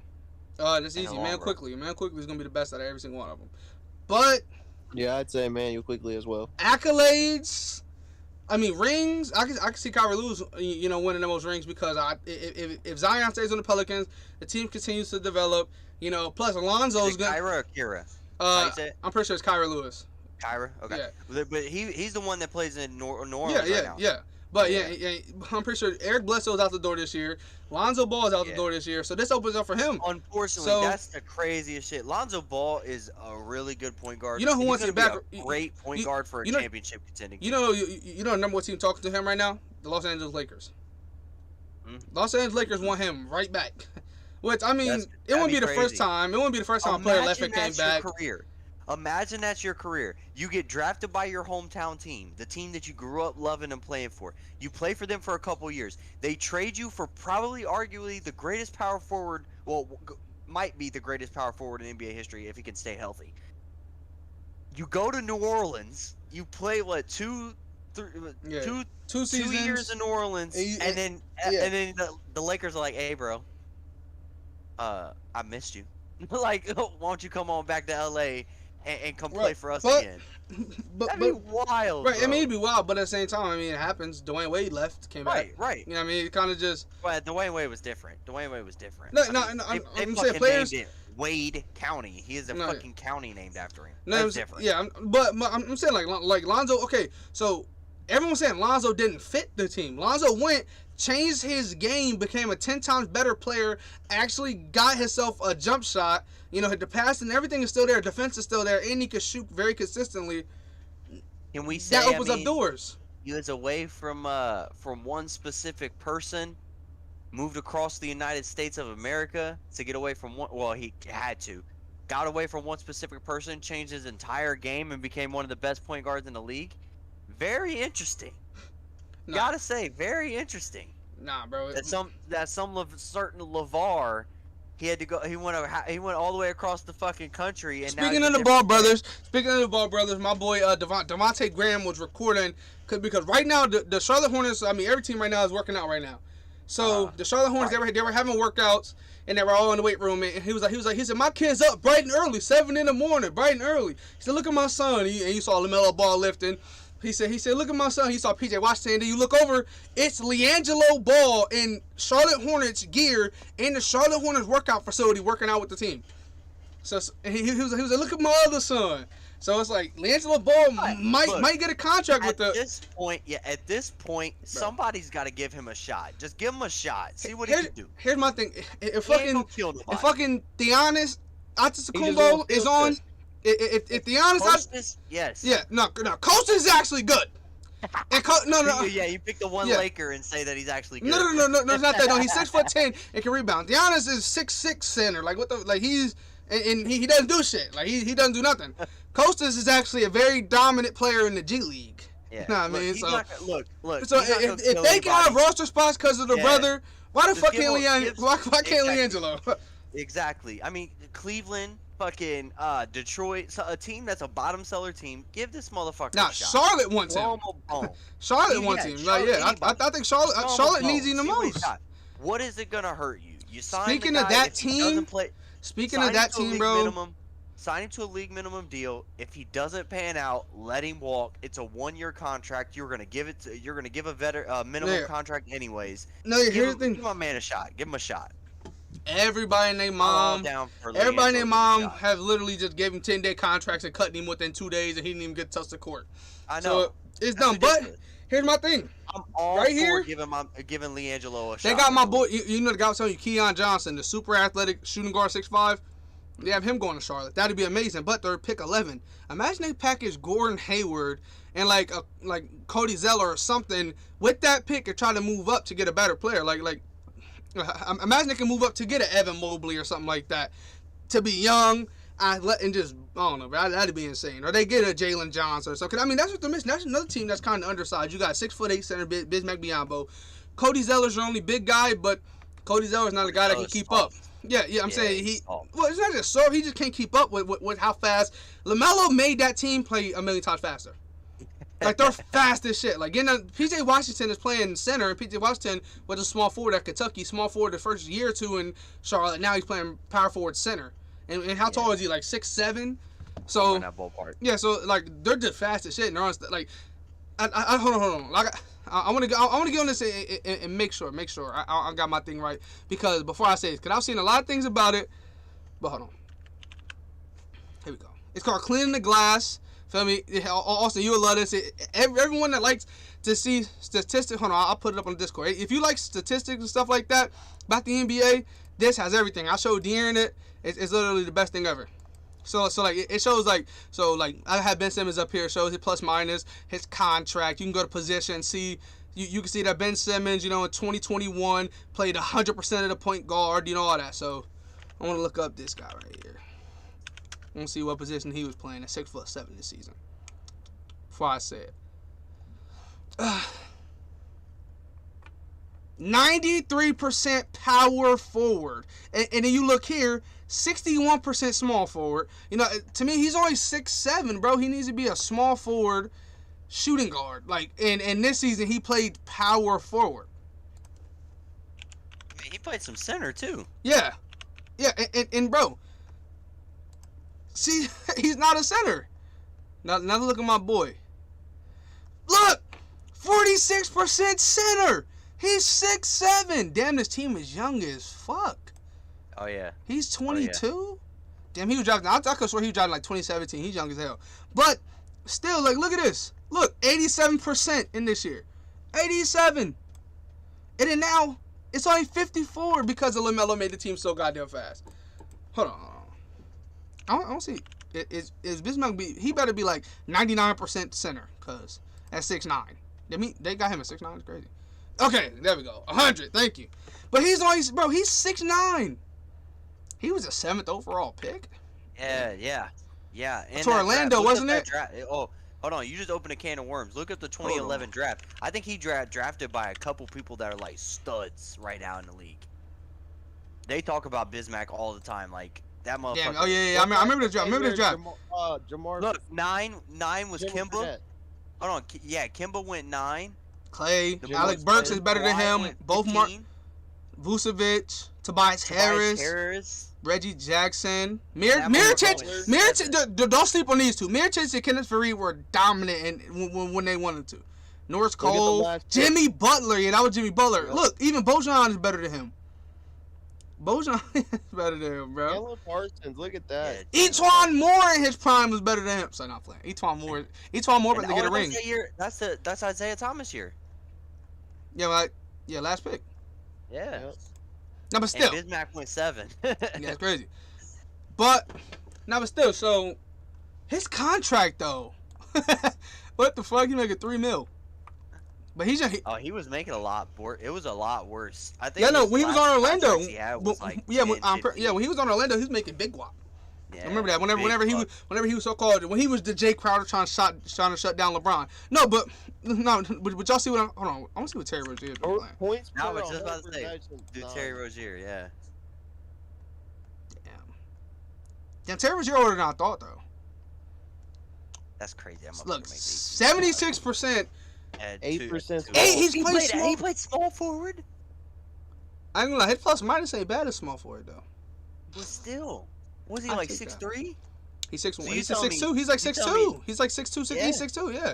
So they ran a lineup of LaMelo Ball, Terry Rozier, and Devontae Graham on the floor. Oh yeah. I can show the exact lineup they ran with him. Yeah. Let's look at ones he was that small. Okay, it was LaMelo Ball, Devontae Graham, Terry Rozier, Miles Bridges, PJ Washington. That's so tiny. And this one, yeah, you got 6'7". Well, hold on, I think he's like 6'8", 6'7", whatever you want to call him. Wait, hold on, where's the one at? Right here. Below so you got 6'7", 6'8", you got 6'1", 6'2"-ish, 6'2", 6'6", 6'7" and a 6'6". 6'7". And then right here you got him again. Same thing, but they got Bismack at center this time. Yep. They don't have a single 7-footer on their roster that plays. Not Cody Zeller. Cody Zeller. Yeah, I'm about to say that's the only one, and Cody Zeller's ass. That's wild, bro. Damn. 15 mil. That's a lot of money. And look, did you see that? Look up. Hold on. 4th overall pick. Yeah, 4th overall pick. Somebody wasted the. This is what I'm trying to see. What's his averages looking like though? He better be averaging something, my nigga. At least a dub. Okay, he plays 82. Nah, that's wrong year. Nah, he don't play at all now. Fuck. Damn, his usage is terrible. Well, they using more than I thought. Hold on, where's But here's the stats? thing, bro. You drafted him the number 4th overall pick. Give me a show me. Look at that. Points per 100 possessions. 89. Yeah. That's Still, terrible. bro. That's Still, like bro. that's less than a point per possession. That's not good. So he doesn't shoot the ball every possession. Well, that's what I'm That's trying to see. less How than tall a is he? point per- They have him at 6'2". Okay. He's on a fucking minimal. So he's on rookie deal still. But Yeah, he was a 2nd round pick too. no, he was a demon, bro. He was the one who slept on. He was a demon at Kansas. On God, he was. Okay, he still plays some point guard. Though. I like that. Fuck with that. But look. 100%. This was Lakimba. This was Lakimba. This Yeah, was that was Kimba. Kimba, yeah. So that's why he didn't play that much. He barely played this year. But this one, yeah, bro, like that's crazy. But I mean, you can't knock him though, bro. It's working, I guess, because like LaMelo, he's 6'8". Goddamn. He's gonna be a max contract, 100 million%. Damn, 100% point guard. You gotta love it. 100% point guard. No, but that's what I hate. This one of my favorite players in the NBA. Look at his height, y'all. Y'all see the height? Can y'all see? Yep. How tall did I say, De'Aaron? 6'6". But really, he's everything else has him listed at 6'5", but this says 6'6". Let's go to positions. This is my boy though. Okay, so he's not playing, but still, a lot of like 2K stuff have him listed as a fucking power forward. Yeah, look at is this got old players on it? I think so. Yeah. Who? Chuck Taylor. Motherfucking Nope, Chuck no. Hayes. Chuck Hayes. Okay, I'm about to say. 6'6". Chuck Hayes. Positions. It says big. So yeah, center. That was my dog. No, look, hold on. Chuck fucking Hayes. Come on, bro. We can do this all day. Look at the height. 6'6". Come on, let's see the positions. Come on, power forward and play some center.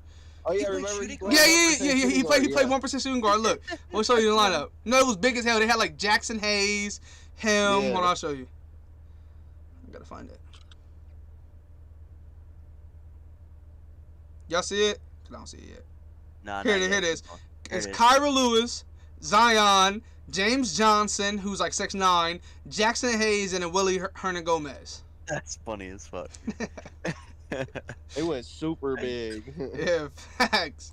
That's funny as hell. Now, still, Zion's only 6'6", and they have me playing. I like this. I like small forward Zion. Sounds like a demon. But everywhere else, not so much.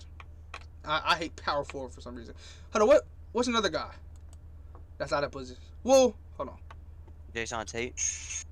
Yeah, he's bad though. He's 6'4", forward, 44, 19% center. That's how you know this team is so little.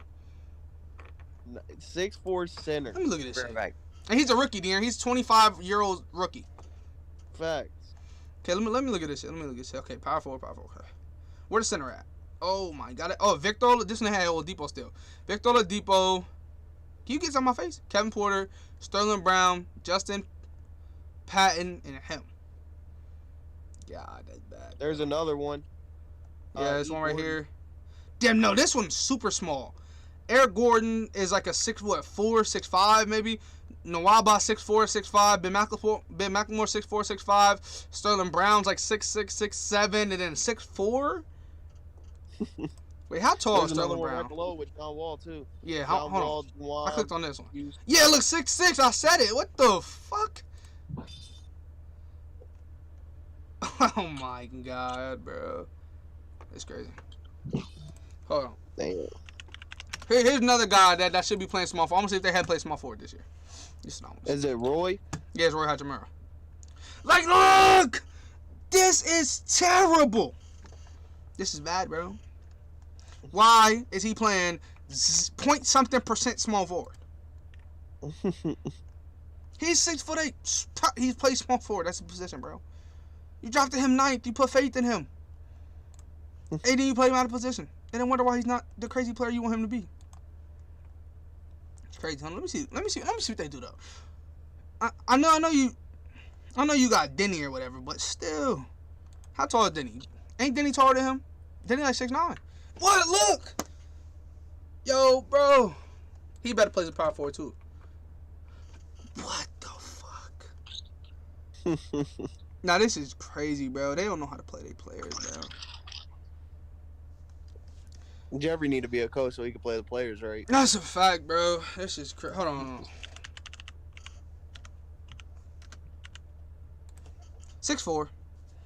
Wing. He plays wing. Oh God. Oh my fucking God, bro. Derek White is a passer, Darren. He's a passer. That's what he's known for, passing and defense. And you have him playing shooting guard and small forward. Look, you were doing it right. What the fuck was this gear? Like, what the fuck was this? This was terrible, but like, look, you was doing some San Antonio. This was good. This was decent, but this is terrible. No, bro. Get me older than I thought. I want to see a game log with him. I want to see the lineup with him at small forward, bro.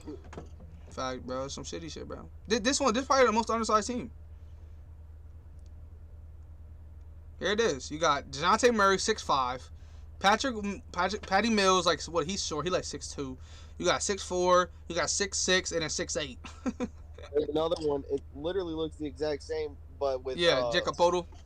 Yeah, Who's 7 foot, so he's a big guy. But still, you are wing now. God. Look, here, wing. That's terrible. Combo is. I understand the combo a little bit. 100%. Wing is butt. Why is he a wing? Why is he a wing? Why is he a wing? Give me a ring. Why is he a wing? No, that literally don't make no sense why he's a wing. Right. Like, not even a little bit. Where'd Austin go? I don't even know. It's like, bruh. What up, Savannah? Typed in the little chat. Word. Shout out the podcast, you heard me? Facts. Big shout out. If you in here now, make sure you go follow for me. Go crazy. If anybody's watching from the TikToks, shout out to y'all. We go live at 9 p.m. on Mondays. Thank you for tuning in. Facts. No, yeah, man, just the NBA is crazy though. But I mean, basketball is turning positionless. You know what I mean? So I mean, yeah. Yep. It sure is, and we're seeing it. Yeah, definitely. Some 6 guys playing center. Yeah, Austin, you missed it, bro. I went on a fucking rant. Derek White was playing small forward for 17% of the lineup. Yeah, Derek White for San Antonio Spurs, who for 99% of his career, including college, was known as a passing playmaker. 6'4", can pass, play a little defense. Now for San Antonio, is playing small forward and shooting guard. That's terrible, bro. Yeah, it's wild. Like, that team is, like, I don't know. That team's crazy. No, but I saw the funniest shit ever, y'all. Look, on 2K, I was on a rebuild with San Antonio, and I went crazy. I got hella rookies. We were going crazy. We was up at the half, like, 23 points, something like that in one of the games. They was talking to Doc. They were like, so, Doc, like, what do you have to say about the big scoring outburst? He said, well, you know, we had to pick it up offensive end because we're not a good defensive team as we used to be. You guys know that. Oh, this like, bro, this is something he said in real life. Like, basically how shitty his team is on defense now. Which, I mean, I thought that's why DeJounte Murray was on the team for defense. Right. That's why I thought Rudy Gay was still there. That's why I thought DeMar DeRozan was getting paid buku money was for defense. Like, mid-range shots. Now, that team has... I'm surprised they were in the playing tournament. That makes New Orleans look terrible. That's why Zion's parents said he needs to leave. Because New Orleans is worse than San Antonio. And San Antonio doesn't even know where to play their players at. And then nothing I saw, bro, you know Rui Hachimura and Denny Avdia are both primary power forwards? That is terrible. Yeah. Bro, Denny Avdia is scared of the rim 99% of the time. He's a 6'9" shooting guard, I ain't gonna lie. But they have him playing like 55% power forward. Like, yeah. Damn. But at the same time, I mean, yeah, I get that's different than the San Antonio thing. Because San Antonio don't have nobody else. When Washington had Russell Westbrook and Bradley Beal, so it's kind of different. Dean, I want to run this past you, bro. So it What's said, so the NFL Network Instagram page posted this. The guy, his name is Kyle Brandit. You guys probably know him. He be on NFL Network doing, talking about, the NFL and stuff. Obviously, he said he doesn't like, the Megatron comparisons with Devontae Smith. He doesn't like the AJ Green comparisons. He said the comparisons he liked the most is his own comparison. He said Devontae Smith to him, he sees Stephon Diggs. So 2020 Stephon Diggs that we just saw go crazy is where he sees Devontae Smith playing like. So like, I respect it. no, I mean, obviously if he plays like that good, that's great. But I'm saying like as far as game, do you agree that he plays like that? That he will play like that? Because I mean, looking at college, he definitely didn't play like that. He played like AJ Green in his prime, in my opinion. But in the NFL, will his game turn into more of a, Honestly, yeah, I can see it because he will be running the deeper routes that Stephon Diggs runs with him being our number one guy. Okay. So I honestly could see him turning into because he ran like a 4.40, which is kind of what Stephon Diggs ran. So I mean the comparison's there. I can honestly see him being a Stephon Diggs if all goes perfectly, because you never know until he steps out on the field exactly who he's gonna be. But like I always said, I don't really like comparisons because why can't Devontae Smith just be Devontae Smith? Right, yeah. You know what I'm saying? Exactly, yeah. And I mean, that's a lot of players' biggest things is that, they'll be like, okay, so like, who do you think you play like? They'll be like, I play like me. You know what I mean? So like that's like but who's your favorite player? And no, like that I'll be like Jeffrey McNeil, that's my favorite player. It's like those guys are always, hilarious and stuff like that. But yeah, I mean I've always respected. I've always liked it. Guys' confidence, stuff like that, to say things like that. So right. I mean, like we was at a Joel Heath camp and the kid said, do you think you're better than JJ Watt? And Joel Heath was like, in my opinion, yes, I do think I'm better. Now, nobody else will believe that, but you have to have that confidence in yourself that you're the best player on that team. Right.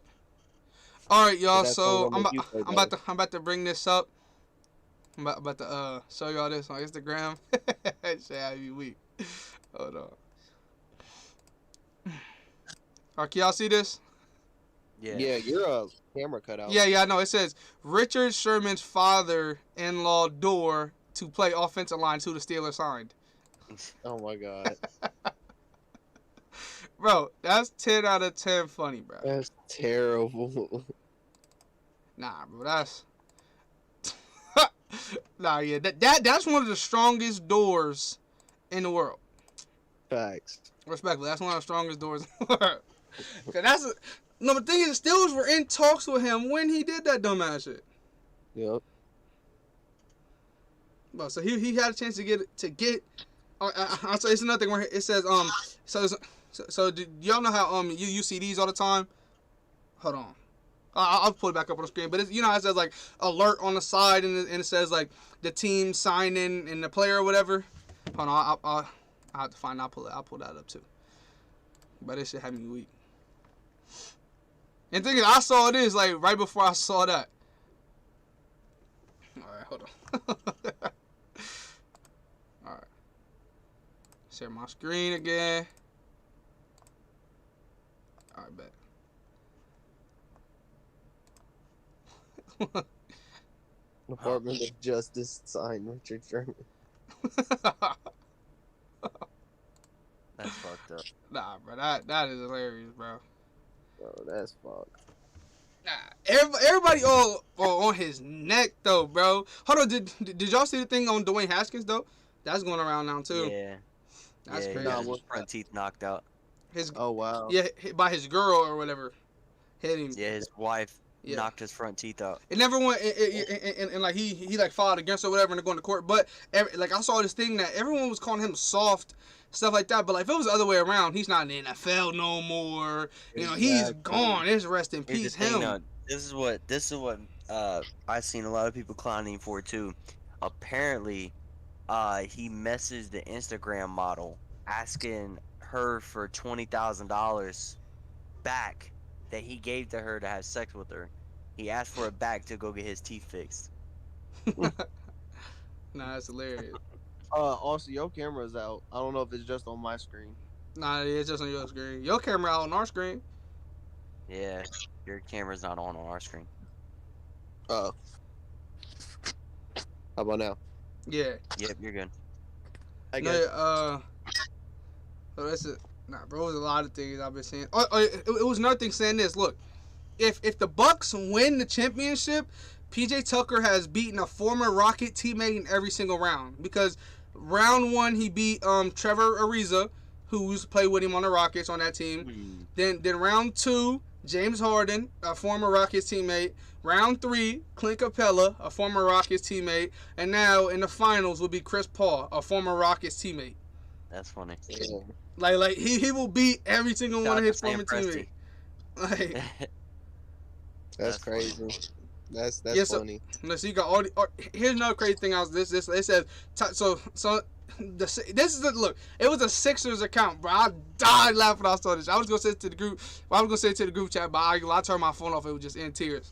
So it was made by a Sixers page, so like a Sixers fan page. He was like, he was top 10 3-point shooters in the NBA. Number 1, Stephen Curry. Number 2, Klay Thompson. Number 3, Seth Curry. Number 4, Joe Ingles. Number 5, Duncan Robinson. I don't know why the fuck this is number 6, but we'll go with it. Number 6, Luke Kennard. Number 7, Michael Porter Jr. Number 8, JJ Redick. Number 9, Kevin Durant. Number 10, Ben Simmons. Now look at the comments. Comments talk about. It's about. I know this nigga there try to sneak Ben Simmons in there. like motherfuckers weren't gonna read all the way down and notice you put Ben Simmons at 10. Like what the fuck? Like, nah, bro. Instagram is undefeated. No, but here's another thing. Okay, let me know which is the most surprising. It said active final stat leaderboard. So to this day, I guess the 51 points is like the most or whatever. Then 21, and now 51 points by LeBron. Then you have 21 rebounds by Kevin Love, 16 assists by Rajon Rondo, 9 blocks by Dwight Howard, 6 steals. Okay, guess what player has got 6 steals in the finals? Y'all never gonna guess it ever. In the finals? Yeah, Allen Iverson. Kevin Love. Oh wow. To me, Yeah, it's a which one is the most surprising? That's it. That's the most surprising. But then 9 3-pointers by Curry in the finals. But still, but also the crazy part is that every single one of these guys besides Curry is either LeBron or one of his teammates. Yep. Because you got Kevin Love, Rajon Rondo, and Dwight. Oh no! Hold on, I gotta find this thing. Also, I ain't get to talk to you about it yet, but it's a big debate going on that actually none of the teams LeBron played for was a super team. Not one of them. Because every single time like LeBron was out, they didn't even win more than 50% of their games when he was out. But then when he played, they won the championship. So they're saying LeBron is that good. It's not a super team. It's not Brooklyn. It that Miami Heat team went. They went 50%. I think he was out and they went like 6 for 6. They won 6, lost 6. And in 12 games he missed the whole entire time he was there.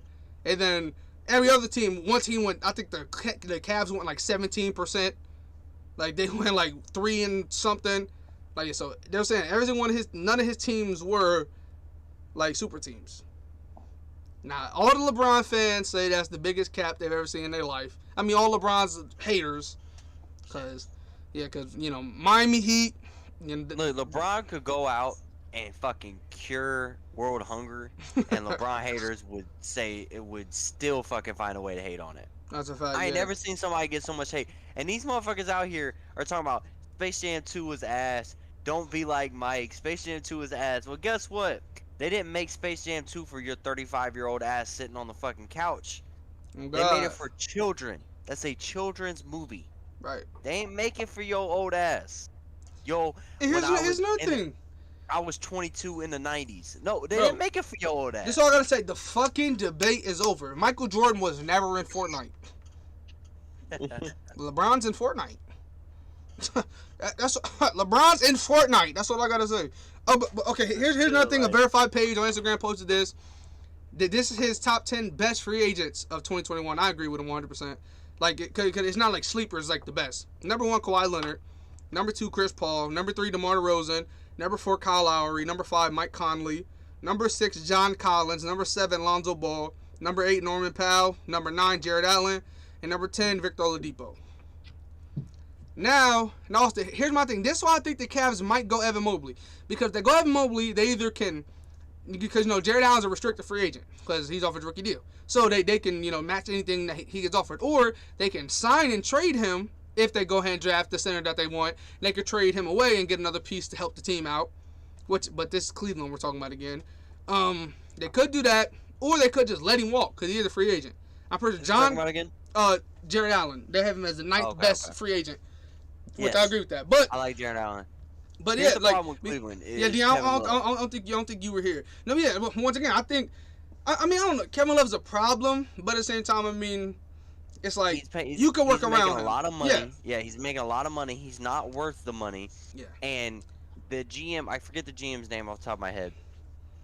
It's like Cody something, is adamant to try and get like valuable pieces in a Kevin Love trade, not realizing that he's not gonna get any valuable pieces in a Kevin Love trade.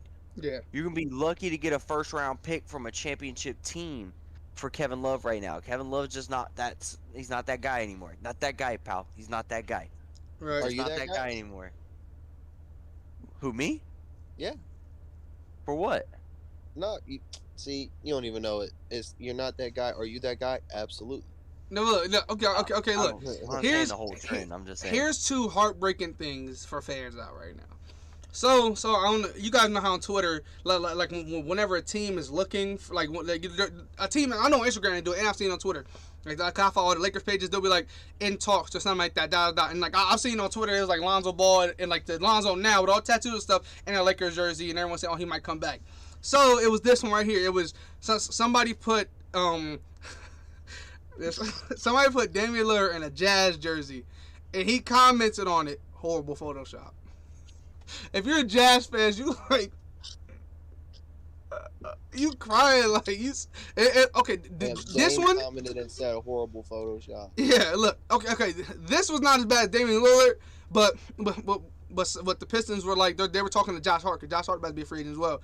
He said NA period when they posted him in a Detroit jersey. He said nah. Hold on. Check this out. I was literally just on Twitter. I'm literally on Twitter right now. They said this guy put on there, who is the best role player in the NBA right now? The top comment with the most likes says Mikal Bridges, Jayshawn Tate, and Ben Simmons. I mean, I don't know. It As just a like role player. well, I mean Ben Simmons is definitely a role player, but it just depends the way you describe role player. Because the way I used to describe role player, which basically mean you come off the bench, you got to score. Then no, not that. But I mean, to me, you can't be a best role player if your team's ass. I ain't gonna lie, respectfully. So Jayshawn Tate, I love Jayshawn Tate's game. I think he definitely can go be an amazing role player for a team. But he's not doing. He's not gonna take Houston to the finals or the playoffs or anything like that. Because that team's just that bad. But I think if you add him to New Orleans or something, he can take you over the hump. But who's yeah, y'all's best role player in the NBA right now? It depends how you. Okay, if we're going like as far as Derrick Rose, Jordan Clarkson, the guys that are like six mans, then yeah, it's between those. I'll say Jordan Clarkson, he won $6 million a year, or I'll say Derrick Rose because he's a six man that comes to the game and changes the game. That he's a role player, or you can say campaign. But if you're talking a player that even starts, like Ben Simmons and Mikal Bridges, those guys, and Jayshawn Tate, who are starters. And then, because Ben Simmons just plays his role on the team, he locks up. But at the same time, then you would call Drew Holiday a role player. Then, so whoever that guy is, he's saying Drew Holiday is a role player as well. Then, because Drew Holiday's role is pretty much the same as Ben Simmons, just he can score. Like obviously, like he's supposed to get defense, go on fast break, get your buckets, pass the ball. But yeah, me, I'm gonna say Jordan Clarkson 100%. If we talking like six men come off the bench, then yeah, Jordan Clarkson, because. He's the reason why they're number one. Yeah, that's the reason why he's their number one seed. It was Jordan Clarkson. I would say Derrick Rose is the best role player right now in the NBA. Yeah, I mean he came in second. No, I mean like, he came in second. I'm so root for Derrick Rose to the day he retires. Like there's nothing Derrick Rose. Yeah. No, yeah, I love Derrick Rose too, but also I've always loved Jordan Clarkson. But You know, Derrick Rose played a key piece in the Knicks finally making the playoffs, but Jordan Clarkson played the best piece of his team being a #1 overall seed going into the playoffs. There's like this sports podcast on TikTok. I was watching it, and she said it was like, what's the biggest no-brainer move in this year's free agency? Like, what team has the biggest no-brainer move? And the lady on there said that the biggest no-brainer move would be for the New York Knicks to re-sign Derrick Rose this offseason. Yeah. That would be the biggest no-brainer move in the NBA. And Phoenix re-signing Chris Paul and campaign. I think those are both no-brainers. I think you got to bring both of those guys back. Jeffrey, Huh? we're gonna go on a little like 15-second pause on the podcast, but we got Dre joining the podcast. He's gonna hop on Discord with us, so Jeffrey's gonna have to make a new call with all 4 of us. Wait, so we hold on. apologize. Yeah, he can just add him, can he? Yeah, I just get adding. Oh, you just adding? Oh, okay. Yeah. I thought he had to make a new one, but he just texted me and said he wants to hop on. It's calling you right now. Yeah, it's that quick, Darren. Come on. I didn't know you could just add. I thought you had to make a whole new call. No. Plus, we have a million calls with all of us. True. I got your face up by itself, Darren. Yeah, Are you gonna turn your camera on? Everybody got that camera on. Darren, I got your face on here by itself, bro. You want to say you? Okay, yes, I did want to say something. I just wanted to tell you about this stat that's all today. And then your face goes away. Oh my God. Hold on. All right. Brandon Brooks has played 4,219 snaps for the Philadelphia Eagles and has only given up 4 sacks. That's baller shit. That's baller shit. Baller shit. Brandon Brooks, the left guard for the Eagles, has played 4,219 snaps for the Eagles, has given up 4 sacks. You can't lie with that. That's nice. I don't even care if he played for the Steelers. I don't care if he played for the Cowboys. 4,219 snaps and you give up 4 sacks. That's incredible. All right, it's not joking. You wouldn't know what that's like, Bengals fan. I mean, getting targeted the least out of every other top 5 safety in the NFL and having the most interceptions out of all of them. You know what I mean? Yeah, it's pretty good too. Because Jesse Bates got targeted way more than Mika Fitzpatrick ever thought of. Mika Fitzpatrick had more interceptions. Hold on, Jeffrey, hold up. You're not going to drive past that and say Bengals players don't know that shit, De'Aaron. That's all they know. Anthony Munoz, so fuck you, motherfucker. Yeah, how about franchise quarterback? You wouldn't know what that is. Eagles fan. We got one. We got one. Well, we don't know yet. Because Carson Wentz was supposed to be that. Carson Wentz pulled out a ring. So-called. We got rings. We got Super Bowls. We got Lombardis. Do you know what a Lombardi is, Austin? You got close, but do you know what it is? It's the silver trophy that you win when you win a Super Bowl. Oh, wait. That's the problem. Feel me? The Bengals was there for me. I got the beer from, what year was this? 88 and 89. 88, 89 for me. I got that old Cincinnati beer for me. This was my dad. Probably the greatest team of all time, so shut the fuck up. I don't know about that. Cincinnati 89. That San Francisco team was insane. I'm about to say Joe Montana, Jerry Rice. Joe Montana's overrated, bro. Joe Montana's over fucking rated. About the Bengals, but then De'Aaron, your team hasn't been to the Super Bowl since y'all won. Your team fell off. Y'all went from y'all haven't been past the first round of the playoffs in 25 years. Shut the fuck up. Hold on. Wait.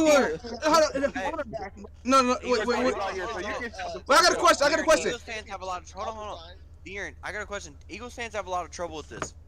What's that play called when the Philly special? You snap the ball. The Philly special. No. What's that play called when you snap the ball and you turn around and you hand it to an elite running back? What's that called? It's called a handoff that we do. Oh, maybe you guys with the elite running back Miles Sanders. Goodbye. He's not elite, dude. He's not elite. He's good, but not elite. Elite running back Miles Sanders said nobody ever in the history of the world. Hold on. After the Super Bowl, after y'all Super Bowl, have y'all finished first or second in the NFC East since 2017? Yes. We made the playoffs in 2018 and 2019, won the division both years. We just lost the division for the first time in a couple years in 2020. You guys want to hear a sentence that no NFL team has ever, or no NFL fan has ever said in their entire life? You guys ready for this? Huh? The Bengals won a Super Bowl. No, the NFC They East said is all the about- best conference in football. Nobody's ever said that. Said what? 2018, y'all were second in the NFC East, my boy. You know what? No, Nobody. the NFC East. The You hear NFC me? East is the best division in 2018, you football. came in second, not first. You know, hey, Austin. You know what you've never said in your life? Holy shit! The Bengals won a playoff game. You've never said that in your 23 years of life. You know what else I never said in my life? Damn, the Eagles are a good football team. I ain't You never said that when sentence in we my beat life. Tom Brady's Patriots in the Super Bowl. You was like, damn, that's a good football team. And I was like, I know, because I was crying and everything. I was in tears. I swear to God, I was crying. That's how you know. That's how you know your team been ass your whole life. When you cry on the Dear, Super Bowl. You need to go. Y'all need to fly to New England. Nah. Pull Bill Belichick's pants down and give him the meanest Gluck Gluck 3000 of the world. Because if you'd have put Malcolm Butler in that game, it might be a different story. Hey, If Carson Wentz was playing. I'm talking about. I'm about to say, see, I'm I talking about Tom Brady's 8th Super Bowl. Story. If David Tyree didn't catch the ball on his helmet, it might have been a different story. Shit happens. Another thing No, is, but bro, that- Malcolm no, that's Butler the is one offensive play. ass. No, I don't hold give on. a fuck. Malcolm I- Butler, I one know, play got That them year, he paid. was their number one corner. He was their number Bro, he's one ass, corner bro. that year and didn't He's play ass, a bro. single snap in the Super Bowl. Look, bro, Bill he Belichick doesn't, bro. Super Bowl. Bro, he's not good, Bill bro. Belichick. No, I don't Bill think you understand Belichick that, bro, threw the bro. Super Bowl on purpose, so Philadelphia won their Super Bowl because Bill One Belichick threw it. play made his whole entire career, bro. You know what I'm saying? Like one interception. He never get that interception. He's never paid over he never paid over $2 million. He's not a number one corner, bro. He's not that one fucking Super Bowl saving changed everything. That one play. Bill Belichick threw that Super Bowl. Nah, Nick Foles won it. Looking ass. That's crazy, bro. How you a backup quarterback have to carry your team, man? That's crazy. But that's just Nick being a demon, I guess. For me. How you create a statue of somebody A demon? and then get rid of that person? Can I just say something real quick, Jeffrey? That's funny. What They happened? put a statue of Nick The Foles Cowboys outside. have Super Bowl championships. The Eagles have Super Bowl championships, and the Giants have Super Bowl championships. Right. Do the Browns have Super Bowl championships? Mm-mm. Do the Bengals have Super Bowl championships? Mm-mm. We got y'all 3-2. Yeah, y'all 3-2. do. But Okay. also the NFC East was good back before our parents weren't even born when the NFC East was comp. Fuck you talking about? NFC East has been bad since our parents have been watching damn near like well I'm saying, but me watching NFC East has been bad.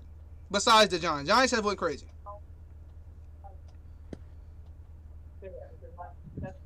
Because Eagles, y'all were good one year and then was mediocre at best every other year my whole entire No, life. because when we had McNabb under center, we made it to 3 NFC East NFC championships and 1 Super Bowl, and we lost to the Patriots, and then Yeah, we yep. beat them. So we're 1-1 Y'all in the made it to Patriots 3 and Super Bowls. almost. So we've been to the Super Bowl twice, and we've won like 4 NFC championships.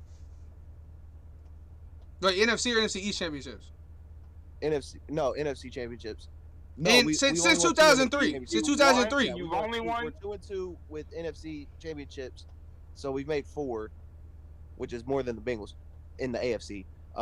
But you know, we go deep in the playoffs, and like Wait, like, since not last year, but the 2003 year before. or because I said my lifetime. Yeah, in your lifetime. So since 2003, Because y'all have made it that to was four NFC championships. I think Oh. up. NFC East championships, we have like 11. No. I'm saying NFC championships, like going to the Super Bowl. You Oh, win the game, go to the NFC Super Bowl. That's what I'm saying. championships, Yeah. So you made it to 2. 2 Super Bowls. Yeah, And 1-1. and we're Yeah. 1-1. Yeah, against the same team, the Patriots. Yeah. But yeah, McNabb was under center for 1, and then Nick Foles Bill was under center for the Belichick other. threw that Super Bowl. It's a discounted Super Bowl. Yeah, and the Bengals threw both of theirs. Facts. Threw it right to Jerry Rice's hand. I was just playing. Yeah, y'all actually just played a better team. Like that's how it goes. Hey, we were going into that. Nobody had us beating the Patriots. Nobody had the Patriots beating Atlanta. Now that was funny. You heard what I said, Austin? I don't think you hear me, bro. Austin, De'Aaron said nobody had us beating the Patriots. I said nobody had the Patriots beating Atlanta. Even after the first half, even after the third quarter, everybody had Atlanta. No, but still, no. I mean, I don't know. No, but still, franchise quarterbacks, yeah, Eagles for me don't exist. Really don't. I mean, we'll see after this year. You know, if Jalen Hurts Yeah, I'm plays just up. saying. That's what me also were saying. We were saying like up until this point, franchise quarterbacks don't exist. Y'all know the I don't rumors? think Jalen Hurts is gonna have that good of a year. Are you talking about Not because ever? of his talent. Not because of his talent. I just don't think he's gonna have that good of a year because of the weapons around him. I can see You that. guys hear about the rumor with Deshaun Watson? It's Nah. hard to have. It's hard when your number one target and your only threat in the air is a rookie. It's hard. It's not possible, but it's hard. Oh, Yeah, Austin the just pissed me rumor, off. I gotta pull it up. the rumor is as soon as Deshaun Watson is clear of everything and he can go ahead and play football, the Houston Texans are trading him to the Philadelphia Eagles. That's the rumor. Fuck out of here. That's the rumor. Yeah. De'Aaron wouldn't know how to react to that. No. I didn't hear it. What? No. He really wouldn't because of the fact that he's so high on Jalen Hurts. But it's the same thing with the Russell Wilson Oh, trade. no. Not even just that, but then also the cases and shit. Yeah. No. He said when it clears up. So whenever his name is free and clear, then he's gone. You know what I mean? So he's not. Oh, okay, gotcha. Yeah. So Still, did just you hear, keep away De'Aaron? from The rumor going on right now is keep away that from the as side soon as Deshaun Watson's name is clear and knows what to play, the Texans will trade him to Philadelphia. Look, people say Well, see, Jalen Rager's bad. Deshaun Watson's gonna be able to play no matter what if he decides to play. Yeah. Because He can play on any program. none of those cases filed against him are criminal cases. They're all civil. So he'll just have to give up a big ass amount of money. He won't have any jail time, no community service, unless the NFL suspends him. He's available week 1 to play. Yeah. Can I just say Yeah, something, but not a Jeffrey? lot of Huh. I pulled this are up on gonna Twitter try to just to touch tell him you right guys. now. What? Right. I Well, gotta I'm tell just you saying. guys I'm this. just saying that technically he's Alright. not suspended I'm listening, De'Aaron. from the NFL. I said Jalen Rager and Justin Jefferson against top 10 pass defenses in 2020. Rager, 14 catches, 240 yards, no touchdowns on 22 targets. Jefferson, 11 catches, 137 yards on 17 targets. It's top 10 pass defenses. So what? Jalen That means- Rager had that what? means he can get 300 against yards elite receiving? defenses. He's gonna surprise people in 2021. Watch. Okay. All right. Bet. Well, you want to put a bet on it? You want to put anything on that? No, I ain't I would gonna. put a bet- I I actually would agree put a with that bet. though. I think I obviously think Jalen Rager does definitely have a better year because of some of the fact that he's not the number one option. I think yeah, he's definitely gonna have a better year. No, I'm not saying the Eagles win the NFC East, but him getting 800 yards is the better year. Like him having an average NFL season is a better year. Here you go. Michael Gallup, Amari Cooper, CeeDee Lamb, John Ross. No, I don't want to say John Ross. Not John Ross. Who's the number one in New York right now? Kenny Galladay, Sterling Shepard. Sterling Shepard. Scary Terry. Logan Thomas. Curtis Samuel. Thank you, Curtis Samuel. Couldn't think of the name. All those receivers I just named / tight ends will have a better year than Jalen Rager, and they all play in the NFC East. Every Just name one. that I just named will have a better year than Jalen Rager. Guaranteed. We'll see. I'll just keep it at we'll see. Guaranteed.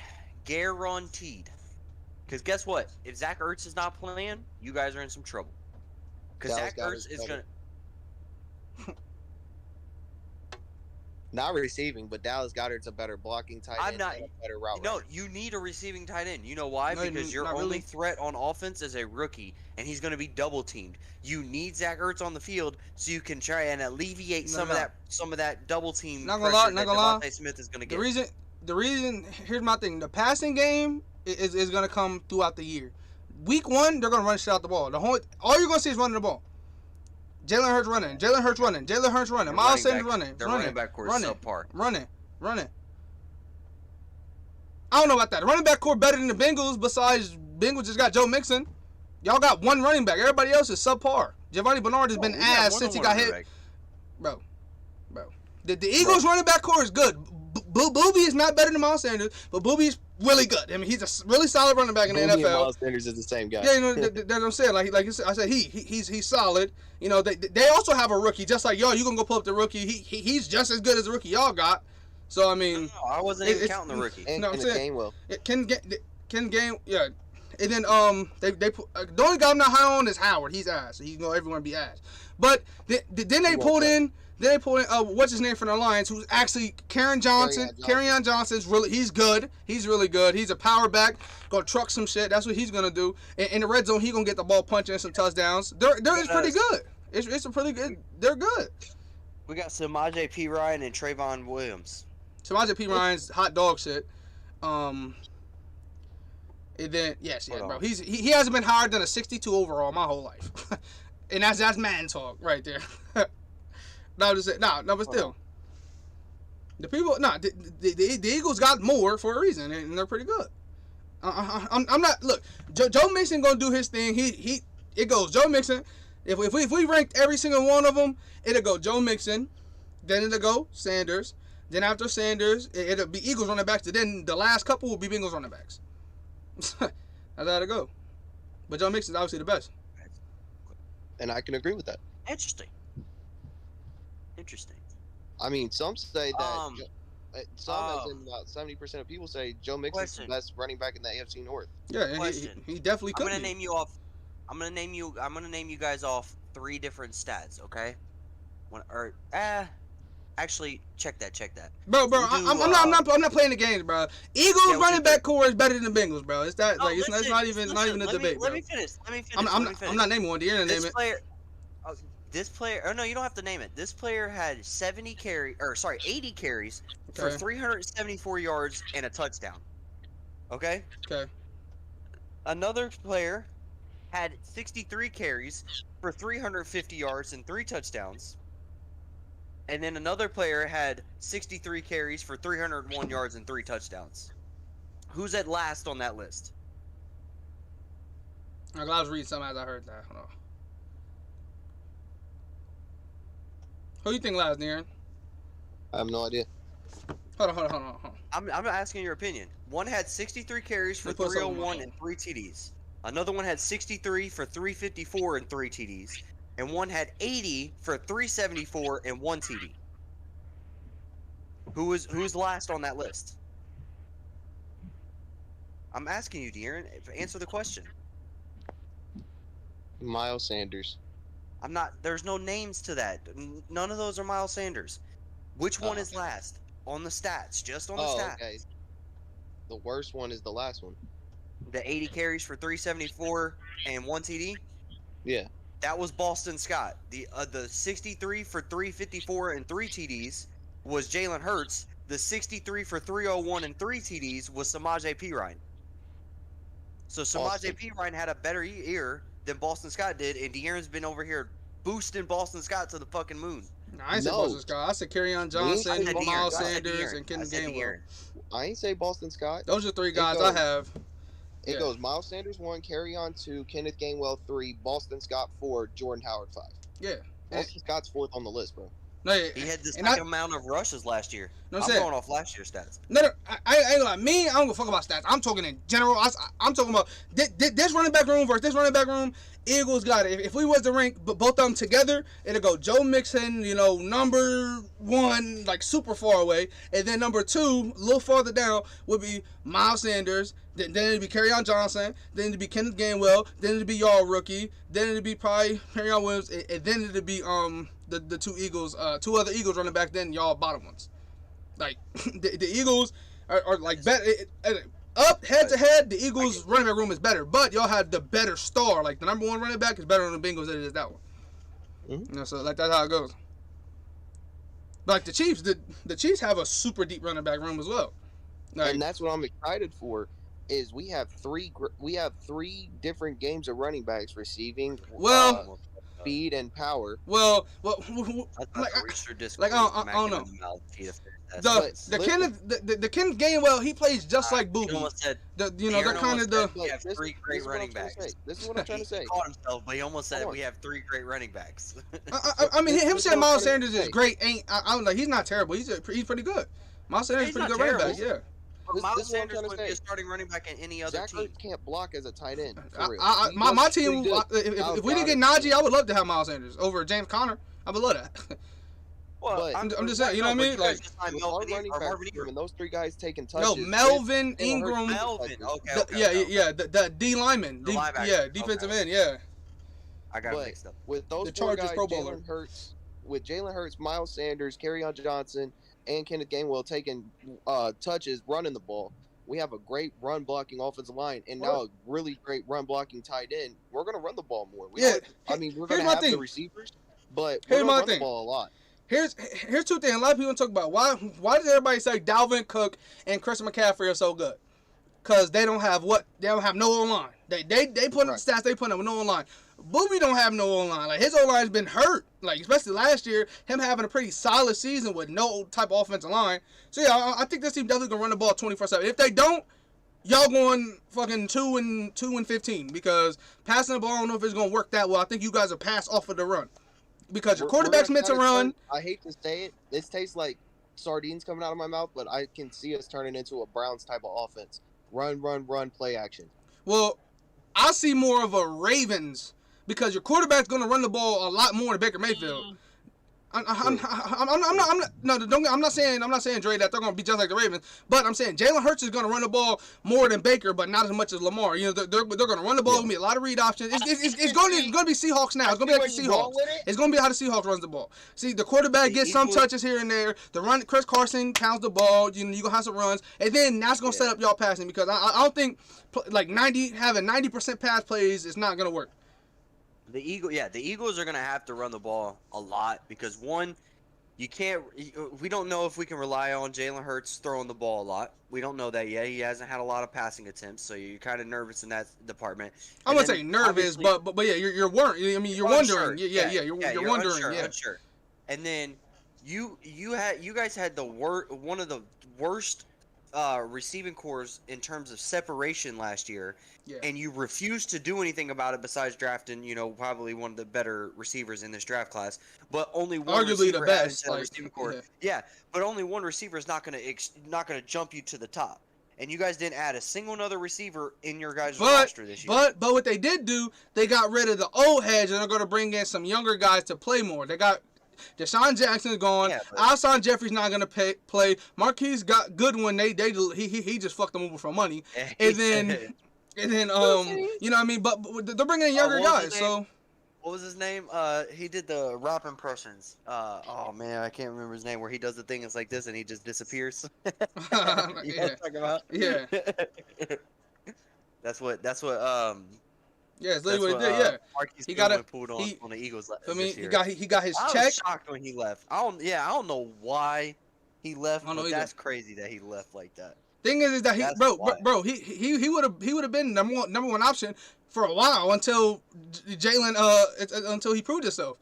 Jalen Smith proved himself. Got his feet wet. Yeah, that's what I meant. Devontae Smith until he got his feet wet and start turning into the Stephon Diggs or the prime AJ Green everyone's saying he's going to be.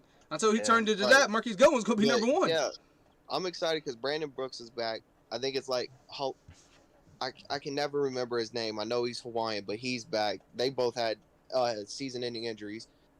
Jason Kelsey was playing on like a separated shoulder, and Lane Johnson was playing on a hurt ankle. My team, bro, we ready, bro. Defense is insane. So we're getting our O-line back. The defense is insane. We lost a corner, but we filled in a million young corners, so we're good on that.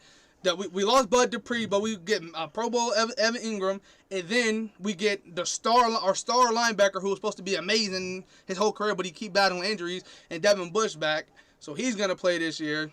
Minka Fitzpatrick about to have an even bigger year. He's and we drafted Landon Dickerson. And what I think Minka Fitzpatrick's like 24 years old, 23, youngest shit. He's back. Watt about to have an even bigger year. We still got Hayward, bro. We chilling, man. Right.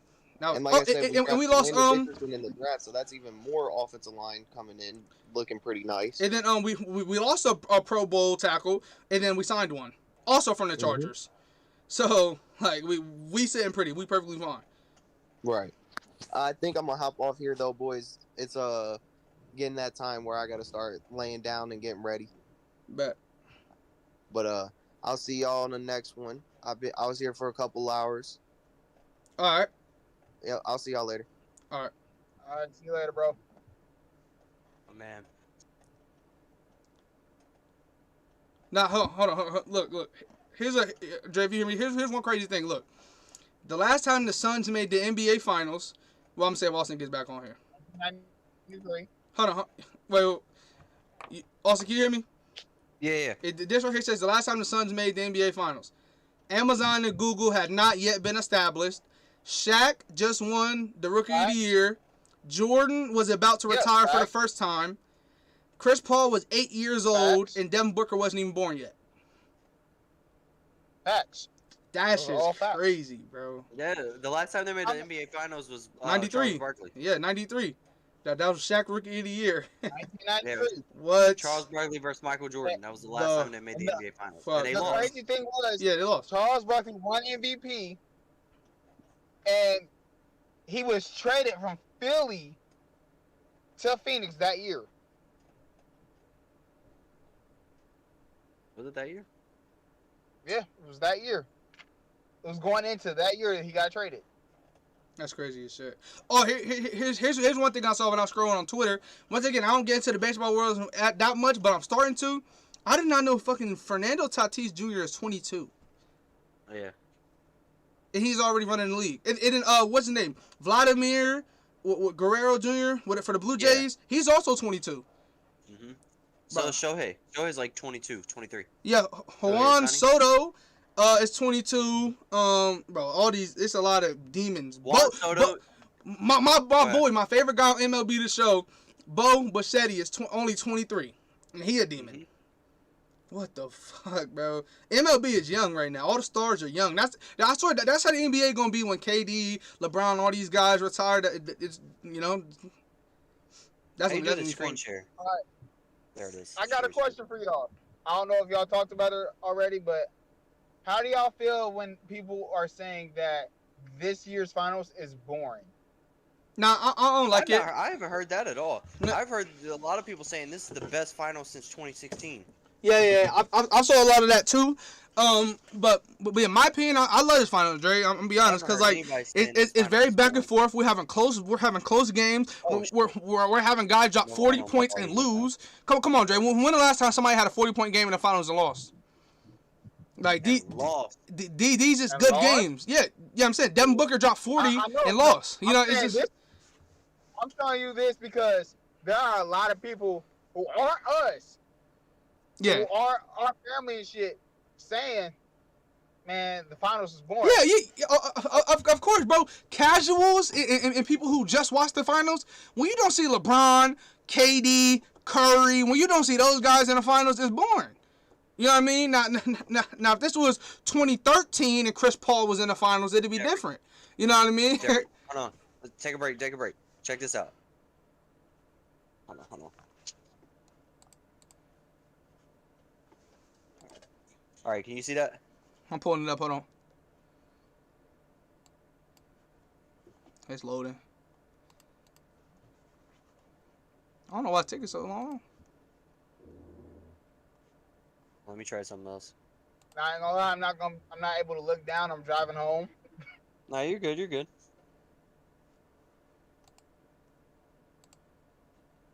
Just getting off work and shit.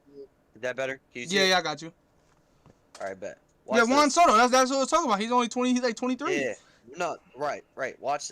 This is why I like Juan Soto. Watch what happens when somebody fucks up and throws a pitch that he doesn't like. Watch what he does. You see his dance? Yeah. They call it the Soto Shuffle. So every time he does it, he dances in the pitcher's face. Look. And he grabs his junk every time. That shit is fucking hilarious. Every time they throw him a bad pitch, he does it every time. Oh my god, bro. Nah, that's hilarious. That's funny as fuck, yeah. Every time he does a little shuffle dance and then he grabs his nuts while he stares at him to like fuck with him. It's funny as shit. Nah, yeah, that's funny. Nah, bro, like this, I ain't gonna like this final, but for a lot of casuals and people that don't really keep up with the NBA, it's like for somebody, you know, whenever they want to watch March Madness, you don't see Duke, Kentucky, you know, you don't see those big teams in March Madness or Kansas. This year, if Jalen Suggs didn't dominate the way he dominated through March Madness, everybody would have said it was boring. But because of Jalen Suggs, all his crazy highlights he had on the run, everyone was like, oh, this is about to be lit or whatever, you know? But yeah, I Like mean, I have been begging for these NBA finals to two teams that we haven't seen hardly ever make it to the NBA finals play against each other and battle it out like two warrior teams, man. I am. This has literally been my favorite finals to watch. yeah, I know, in bro. Years. No, the great part is that, bro. I used to pray for the same thing ever since the Lakers had to fall off. Around 2014, whenever 2013, 2014, whenever we start falling off a little bit gradually. I've been praying that we see some weird shit like the fucking Clippers versus Wizards or some shit like that, or we see the fucking Pistons or even the Sixers. I was tired of watching LeBron versus whoever. Yeah, I wanted this year. I wanted to see the Sixers, but before the Suns turned out to be who they were going to be.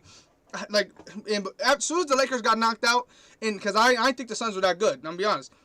I wanted to see it be like the Sixers versus the Nuggets, or like the Sixers versus the Clippers. That shit, I wanted to see something different. Even though we saw Kawhi compete in the finals, Paul George in the finals, that would have been fun to see.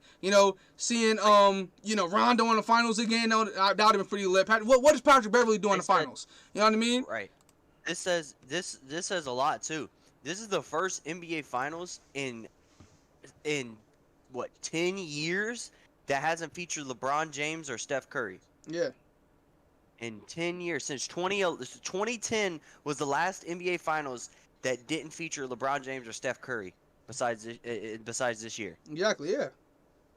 Like, we needed something. We needed a fresh face. As much as I respect LeBron and I respect his game and I respect greatness, I'm tired of watching that man play in the finals all the time. I wanted to see two new teams. Milwaukee hasn't won a championship since the 70s. Phoenix has never won a championship. This is literally the perfect finals that I could have asked for. Exactly, yeah. Yeah, bro, like that's... I got tired of watching LeBron play in the finals in 2017. No, for sure. No, but at the same time, as a Lakers fan, as a Lakers fan, bro, I was like, what the fuck? I was like, okay, yeah, I was done with LeBron being in the finals. But here's my thing, as a Lakers fan, and here's probably every other Lakers fan in the world, damn near.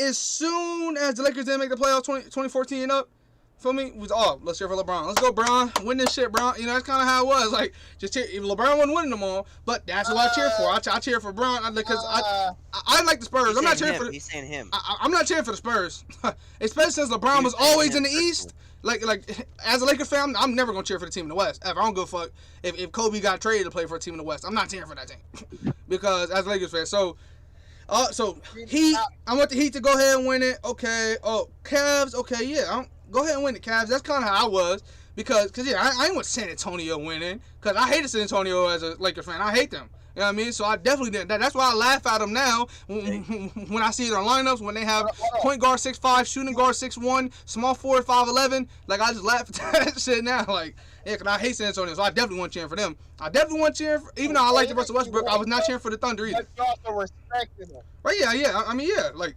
I used to hate the Celtics team, but that was my dad's favorite team, so I respected him. I used to watch the Celtics game 24/7 with him, even regular season games. That's all I used to watch.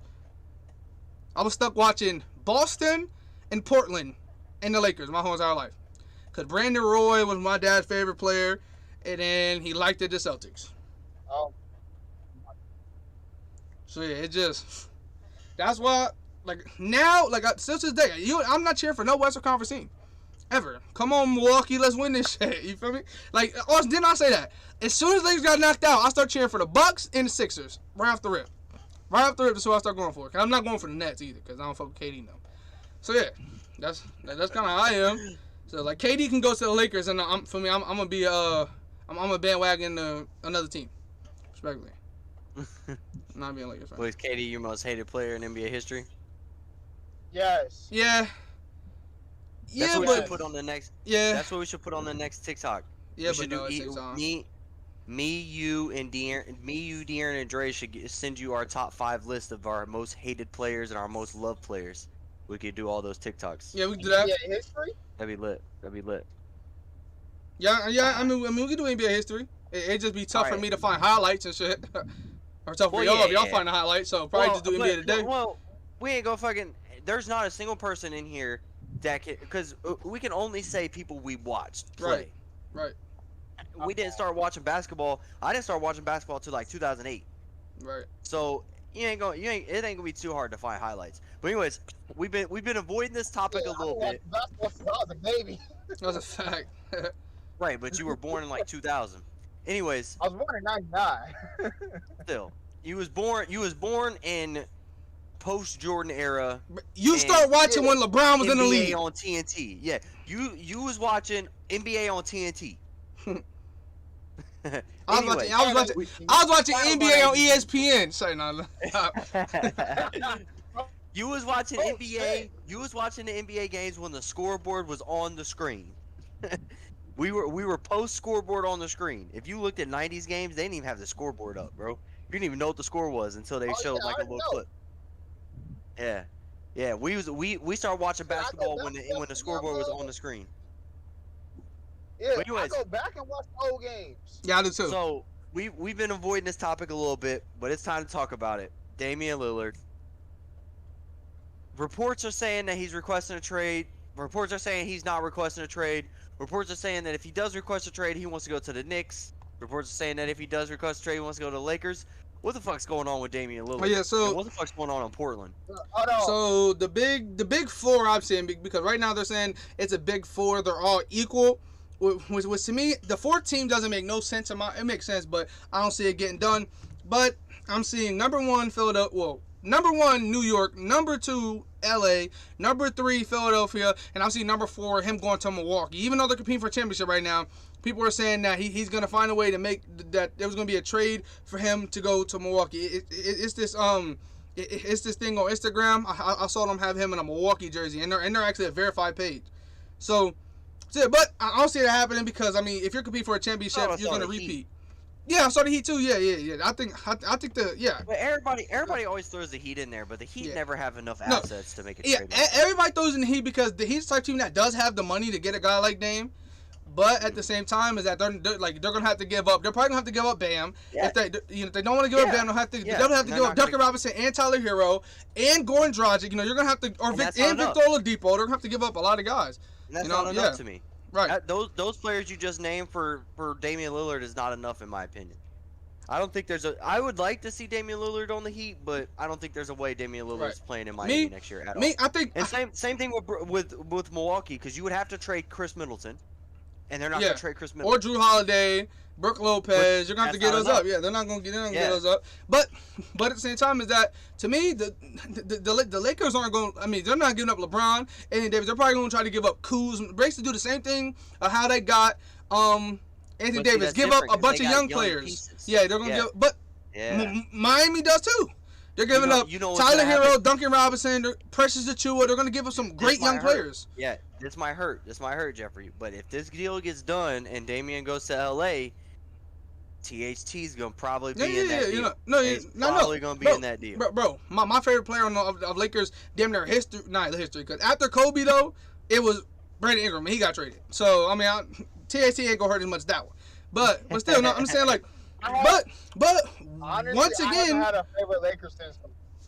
no, I mean I have a favorite Laker every single year. So like, my thing is this. To me the worst thing about what the Lakers just did is because I mean I'm salty because imagine we'd kept Julius Randle, Lonzo Ball, Jordan Clarkson, D'Angelo Russell, we would be making the playoffs right now with everybody, and we would be competing for championships through longevity. Like we will be competing for a long time, but the Lakers were it's LA, big organization. We want to compete for championships now. So getting a guy like Dame and giving up young pieces, our like prime window is getting shorter and shorter every single time we do that. With Anthony Davis, giving up Brandon Ingram, Lonzo Ball, and Josh Hart, it got shorter. Now, did we get better? Yes, for right now, but 10 years from now, the team might have been better with those three players. Yeah, but You know what I see, mean? here, So- on the flip side, it's uncanny and it's kind of impossible that it keeps happening. But somehow the Lakers just start stumbling upon players that are young that can ball. Yeah. And I don't know how it keeps happening. Like nobody thought Kuzma was gonna work out. Boom, he worked out. Nobody thought THT was gonna work out. Nobody Boom, thought he Alex worked out. Caruso. So even if you're even if you're trading away these young assets, somehow the fucking Lakers are gonna still stumble upon rookie players that are gonna play really good for them. I don't know how they keep doing it, Not just but they that, keep they're fucking gonna- pulling it off. You gotta also think their scouting department is also very, very good. So like when they go scout players, they look at certain guys like, oh, which guy do we think we're gonna be able to get in the draft? Oh, this guy's actually really, really good. They just have him rated so fucking hard now. Right. Like if you take all the people, Donovan Mitchell, right? No, but bro. Donovan Mitchell, Yeah. they said you're not getting this fucking workout out. Like, no, we can't let anybody know that he had a great workout. Yeah, and also it's a lot of guys that like the Lakers were the reason for why they got drafted so early because of the fact that they did. That's why with Donovan Mitchell, they weren't trying to let nobody know because they fucked up and let other players go early in the draft because of the fact that they had a great workout with them. I forgot exactly what player that was. I'm pretty sure it was something about that in like 2014, whatever draft that was. It was a certain player who went like wound up going like top 10 or something like that. Who with them they were going to take him super late, and it was going to be one of the biggest steals in that draft. But because they let him know that he had a great workout, he got drafted early. So. Yeah, I mean the Lakers are gonna bounce back and they're gonna find young pieces. Yeah. And it's just like you're not gonna get an opportunity like this of a lifetime where you're gonna be able to add a top 5 point guard in the NBA. Not top 5, top 3, number 1 in a lot of people's eyes. So, I ain't gonna lie. To me, Dame's who's better than Dame? Curry not better than Dame. I would say you probably got Curry, Kyrie. Kyrie's not better than Damian Lillard at all. Bro, Damian Lillard's by himself. Damian Lillard's by himself doing shit he doing. Dropping 60s and shit like that by himself. Curry finally was by himself for 1 year and they didn't do too hot. Portland, Dame's been by himself since he came in the fucking NBA and been in the playoffs every fucking year. He's my Vucevic. Bro, CJ McCollum's ass. LaMarcus Aldridge was not no amazing guy. Dame was still the number one. It wasn't no number one and then real good number 2. It was terrible. LaMarcus was still a very good player. LaMarcus Aldridge is doing what CJ McCollum doing. Like he's solid, he's pretty good, but without him, they still didn't playoffs. LaMarcus Aldridge left and they still went to the playoffs. So it's like same scenario. I'm just saying, Damian Lillard's been by himself, thugging it this whole entire time, and I feel like he should have been left. Should have been walked out the door. I'd have left. As soon as my rookie contract up, get me the fuck out of here. I'm going. He's giving him even too many chances now. Yeah. No, Damian Lillard's giving him too many chances now. As soon as I'd have dropped a 60-point game and we lost in the playoffs, I'd have told him to trade my ass that day. I'd be like, look, get me the fuck out of here. I'm done. I just dropped 61 points and we lost. So do you agree with Bradley Beal needing to leave? Yeah. Bradley Beal needs to go. I mean, the Wizards just need to blow that. Y'all need to do what Orlando just did. Y'all need to do it. And I said this, and you was like, I don't know. Yeah, but I remember I said it. I said it while the Wizards were like number 5 in the East. So that's why you were like, I don't know. But I said it. The Wizards are in the worst position in basketball. They're in the worst position in basketball. They're in the worst conference. Yeah. No. Listen, they're in the worst conference, and they're the A seed. Right. They're not good. They're not bad enough to get a lottery pick, and they're not good enough to win a ring. They're in the worst position in basketball. They need to get rid of Russ. That's how Orlando was. Blow that whole thing. And that's how Detroit was. Get an identity. And that's how Chicago was. So y'all need to do it with. Y'all need to do Detroit and Orlando. Say fuck all my stars. I love y'all to death. Bye. Well, make them leave. Yeah. Or do what Chicago did and find a team who is doing that. We can't just keep drafting forwards and centers and just hoping that they work out. Like we took 2 fucking forwards in the last 2 drafts.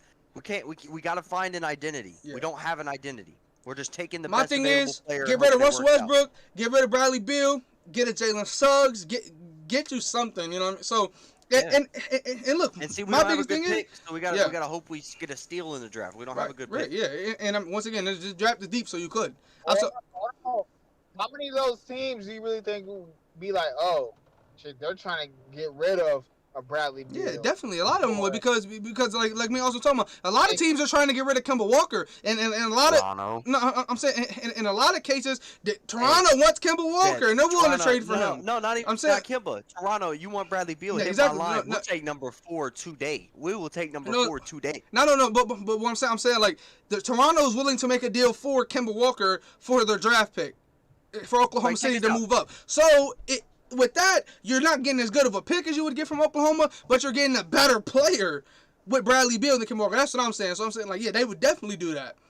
Yeah, and you can move up. Right. But at the same time, is Washington going to do that? Because Washington, we don't know if they're in the mindset of, bro, we're one piece. They're probably going to pay Russell Westbrook this offseason and give him a lot of money. Then they're probably going to be looking for one piece to put y'all over the top and push y'all to the top 3, top 5, in the East. But my thing is that, like, bro, to me, I hate what the Utah Jazz is doing. We talked about them before they made number 1 seed. They were one of those teams that were always in between the 3rd seed and the 6th seed every single playoffs. And we're just getting their ass beat by every single team they played in the playoffs. And then we're getting terrible. They weren't getting good picks. So they were just floating in the water, staying the same. Now, you play amazing. You're the number 1 overall seed. So you're about to get the fucking 28th overall pick in the draft. And hopefully you find an amazing steal. But yeah, like, that, to me, that's worst case scenario because Utah was number 1 seed, but they're in no type of form of winning the championship. Right. Check this out. If Washington traded the 15th overall pick, Bradley Beal, and let's throw in like Daniel Gafford. No, not Daniel Gafford. Throw in like our backup guard. I can't think of his name off the top. Ish Smith. Veteran guy. Thank you. Yes, Ish Smith. Send him to Toronto. You give us the number 4 overall pick in Malik Monk, or not Malik Monk. Gary Trent Jr. No, not Gary Trent Jr. I don't know why I said Malik Monk. OG No, not Anunoby, OG. Pascal OG. Siakam. It's a bench player. I can't think of Malachi Flynn. Yeah, but the probably don't give him up because Good Malachi idea right there. Flynn is actually valued a lot. The player that they're trying to get rid of is Kyle Lowry, so y'all would have to take Kyle Lowry ass. No, I'm saying, yeah. His Right. contract's expired. But I'm saying they'll probably sign him and then trade him to y'all. Oh hell no! Just give him look, cause Kyle Lowry makes the same amount of money Bradley Beal does, so it's Right. not gonna hurt their books. Just I give him Bradley Beal, Ish Smith, and the 15th overall pick. You give us the 4th overall pick, and we'll take another young piece, even deal. Yeah. The Toronto Raptors get Bradley Beal. We take the 4th overall pick, and Jalen Suggs becomes a Washington. Right. Wizard. Yeah. But once again, I like Jalen Suggs, but Jalen Suggs, like, I don't know. I feel like guys that are drafted behind him are going to be better than him, and definitely all 3 of the guys drafted in front of him are going to be better than him. Like, that's my thing. Like, it's just because, like, he's not Cole Anthony. He's a guy who's a guard that takes questionable shots, but he could turn into a really good guard. But I don't think his first year he's going to come out and do LaMelo or Anthony Edwards type of shit like Cade Cunningham and Jalen Green can. But don't get me wrong, Jalen Suggs is going to be a baller. So y'all getting Jalen Suggs is a big upgrade for youth and longevity. So it just depends what you want to do. Because look what Orlando did. They got 2 top 10 picks now. Well, no, hold on. They got what? And then part 2 of that deal would be to trade Russell Westbrook. Get Russell Westbrook out of there. Well, is he a free agent this year or his next year? No. Next year. Yeah, so He's got yeah. 1 year. Yeah, I think y'all got to trade him too. Right, but the hardest part about trading Russ is he's got $44 million. Right. But 1 year, though. But 1 year. Yeah, that's so. Right. That's gonna hurt a lot of teams are gonna get turned off by that because if you're trading for Russell Westbrook, you're like a Boston or something. Yeah, you're a team that's wanting to win, and that's a lot of money to rack up. Right. $44 million. But once again, 1 year though. You go 1 year with that. He doesn't give you what you wanted him to give you. You let him go. But at the same time, Washington's probably in the competing. I ain't gonna lie. If I was the GM, I probably would be in a little competing. I got Russell Westbrook, triple-double. I got a 60-point bucket in Bradley Beal. I'm young. They might trade their fucking pick or something. And they're probably looking for one more piece. They're probably looking for a star forward or bringing in a star big man or something. Or probably bringing in fucking Drummond. Even though he's solid, move Thomas Bryant to the 4. Maybe to them, a piece like that is going to push them over the edge to stop being an 8 seed and maybe jump into the top 3.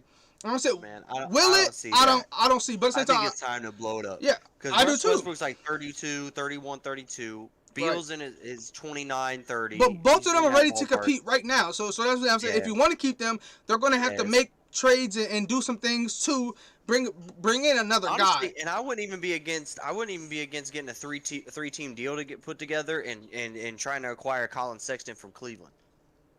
Because if Cleveland's giving up on Colin Sexton, I'll take that 26 points per game in Washington. I'll fucking take it. Yeah. If you could put a 3-team package together, send Bradley off to a different team, that team sends Cleveland a player, and we take Colin Sexton off their hands, I'll fucking take that any day of the week. Yeah. we're giving up, if we're having to give up Bradley Beal because he's going to request a trade here soon, it's coming. We all know it's coming. Yeah. And I mean, he deserves it. I mean, he's a great player and he's on a team that's not doing so well. I wouldn't be mad at it if he requested it. And we're going to be able to acquire a young guy on his rookie contract averaging 25, 26 points per game. I'm not going to be against that. Okay, here's the thing I saw. I saw this on Twitter. It said potential Sixers starting lineup for next season: point guard De'Aaron Fox, shooting guard Tyrese Halliburton, small forward Matisse Thybulle, power forward Tobias Harris, center Joel Embiid. What? Tyrese Halliburton and De'Aaron Fox in Philly? Sacramento wants Ben Simmons. Yeah, Sacramento wants Ben Simmons. Well, we don't know 100%, but apparently Portland wants Ben Simmons because in the Damian Lillard trade. I've seen some crazy ass trades with Ben Simmons. So, but those are the two I think I've seen the most. Put this in a rewind factor a little bit. We talked about this for a long time ago on a podcast. I said, Jeffrey, if the Philadelphia 76ers were smart, that they would trade for James Harden, and Ben Simmons would be in Houston right now. And now look where they're at. Now they're not going to get as much value out of Ben Simmons anymore because of his playoff performance. Yeah, but no, because they're potentially getting Dame, who to me, I mean, bro, he's up there. He's at the same caliber as fucking James Harden, if not better. I can't argue and then, I mean, to me, De'Aaron Fox is 25 plus points per game. Tyrese Halliburton's gonna get there in the next 2-3 years, be 20 plus points per game scorer. So really, that's a lot. Cause I don't think they trade Tyrese Halliburton for nobody else besides a star like that.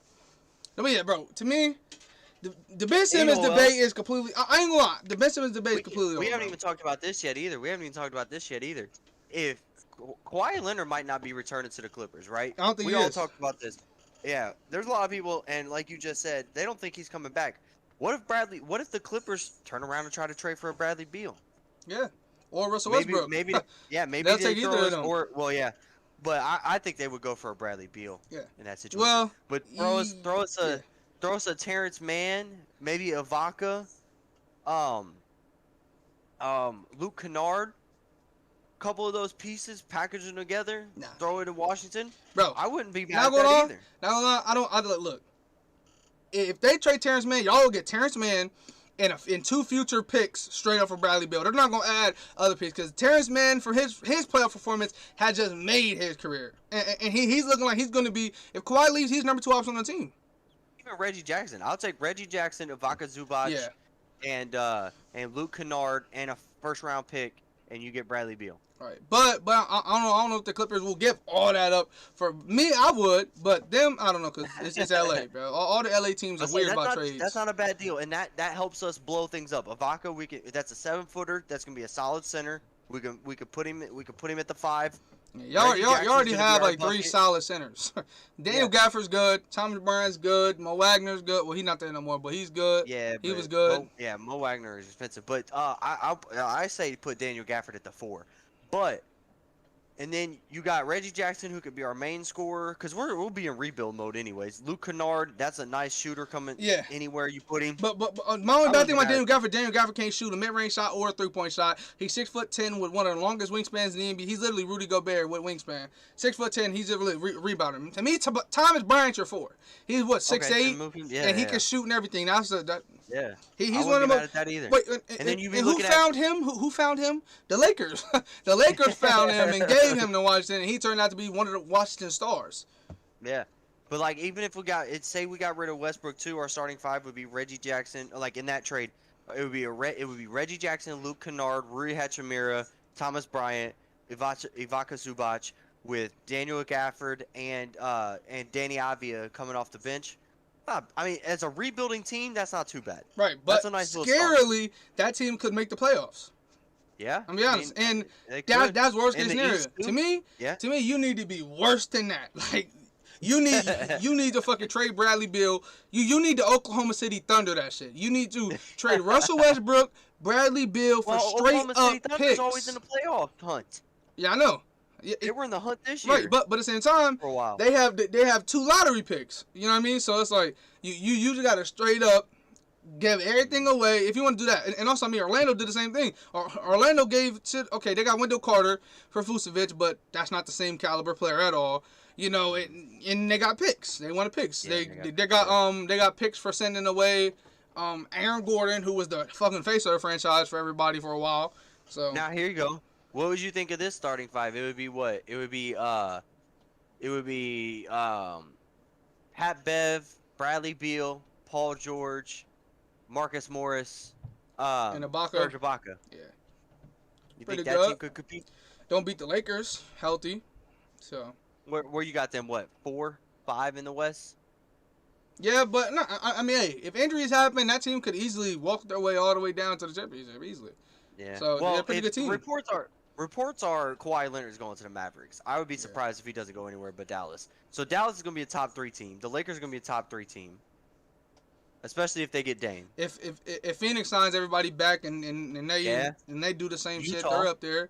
Utah's a good regular season team. Regular season. To me, also, you said Wizards in a bad spot. They're worse because remember we talked about this before they got the number 1 seed. They were having 3 through 6 seed every single year, and they were getting a high 20s pick, and they were getting beat in the first round and getting their ass kicked by every team they played. Then you go on the following year, you get the number 1 overall seed, number 1 seed. So now you're gonna have like the 28th pick in the fucking draft, and you're just gonna have to pray that you get a fucking steal. Utah's a really good regular season team, so they're gonna be a top squad. The Nuggets are gonna be a top squad.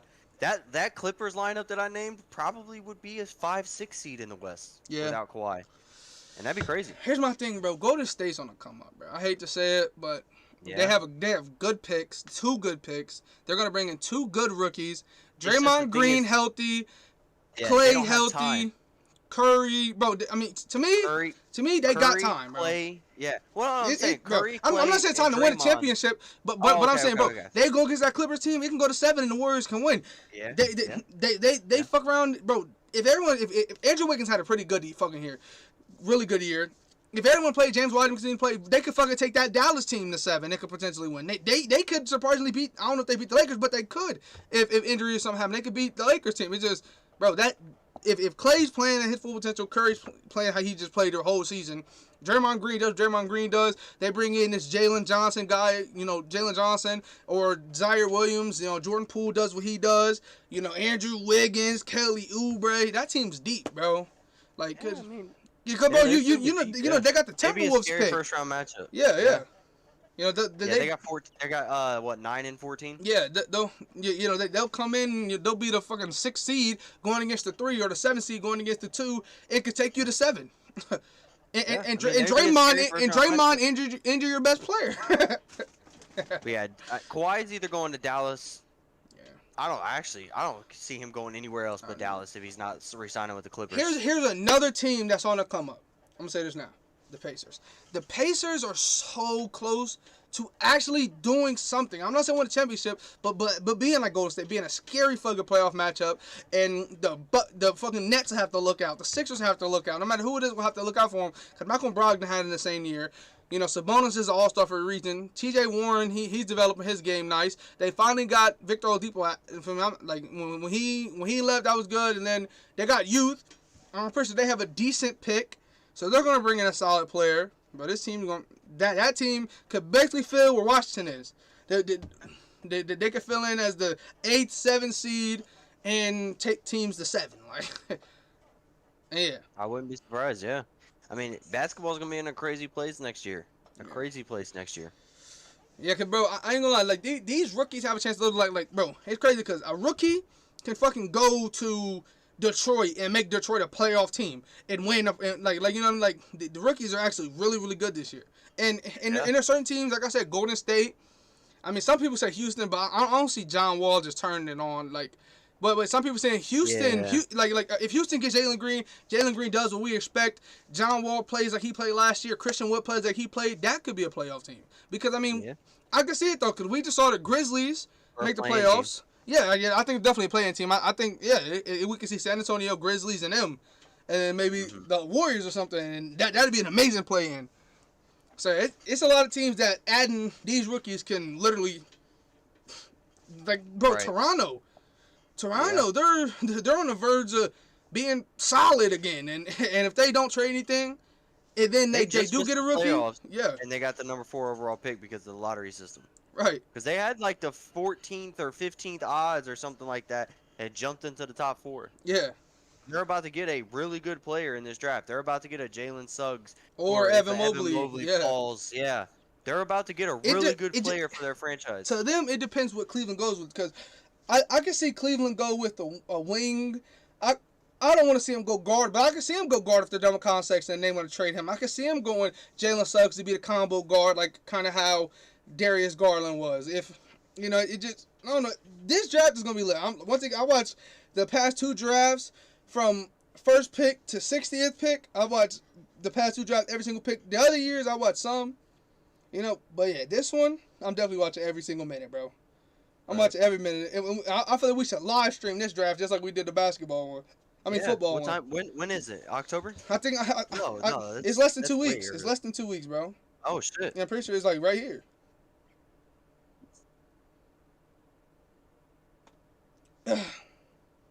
Yeah, it's July 29th. It's 9 days. Oh shit! Yeah, I'm down. What day is that? I think it's a Thursday. Yeah, Thursday, July 29th. All right. I'm doing it. I'm streaming it. If Yeah. y'all can be on here, I'll be on here Okay. by my fucking self. Because that's going to be lit. And one of my favorite things ever is getting hype at the trades. But the NBA has a lot more trades than NFL usually during the draft. And you see more important players go, because the NFL, you'll see fucking 2 nobodies get traded for a 7th round pick or something. But now I don't know if we'll get one as shocking as Chicago moving up to 11. definitely not. But we'll still get some. Yeah, nice speaking of, I'm editing that one up. That one should be posted probably tonight. That Nice. clip. It's I finally figured out what to put with it. But yeah, so Oh, gotcha. it's about to be lit. I can't. All right. But yeah, we can Go wrap ahead, this up. No, I was just gonna say, but it's gonna be lit. I just can't wait. But yeah, we can wrap this up if you want to. Yeah. But so everybody be looking out for that. And not so what in 7 days from today we'll be going live again, because it'll be Monday. We'll be going live again, and yeah, so. And then that Thursday, y'all see us again, most likely. Y'all definitely see me. I don't know about De'Aaron. Yeah, we'll have to talk to him and Dre. But you'll 100% see me live streaming the draft. Cause I'll that's be gonna there. be lit. Yeah. No, that's what I'm saying. there. Yeah, me and Oh, Austin okay. will be there. But we don't know about Dre and De'Aaron 100% yet. But we'll definitely be there, because that's gonna be lit. So. All right, y'all. Thank y'all for coming out, man. Yeah, facts. Everybody that came out and watched. Appreciate everybody that came out and watched. We came out from the TikTok, new TikTok up. A new one will get posted. So, thank y'all for coming out. We'll see y'all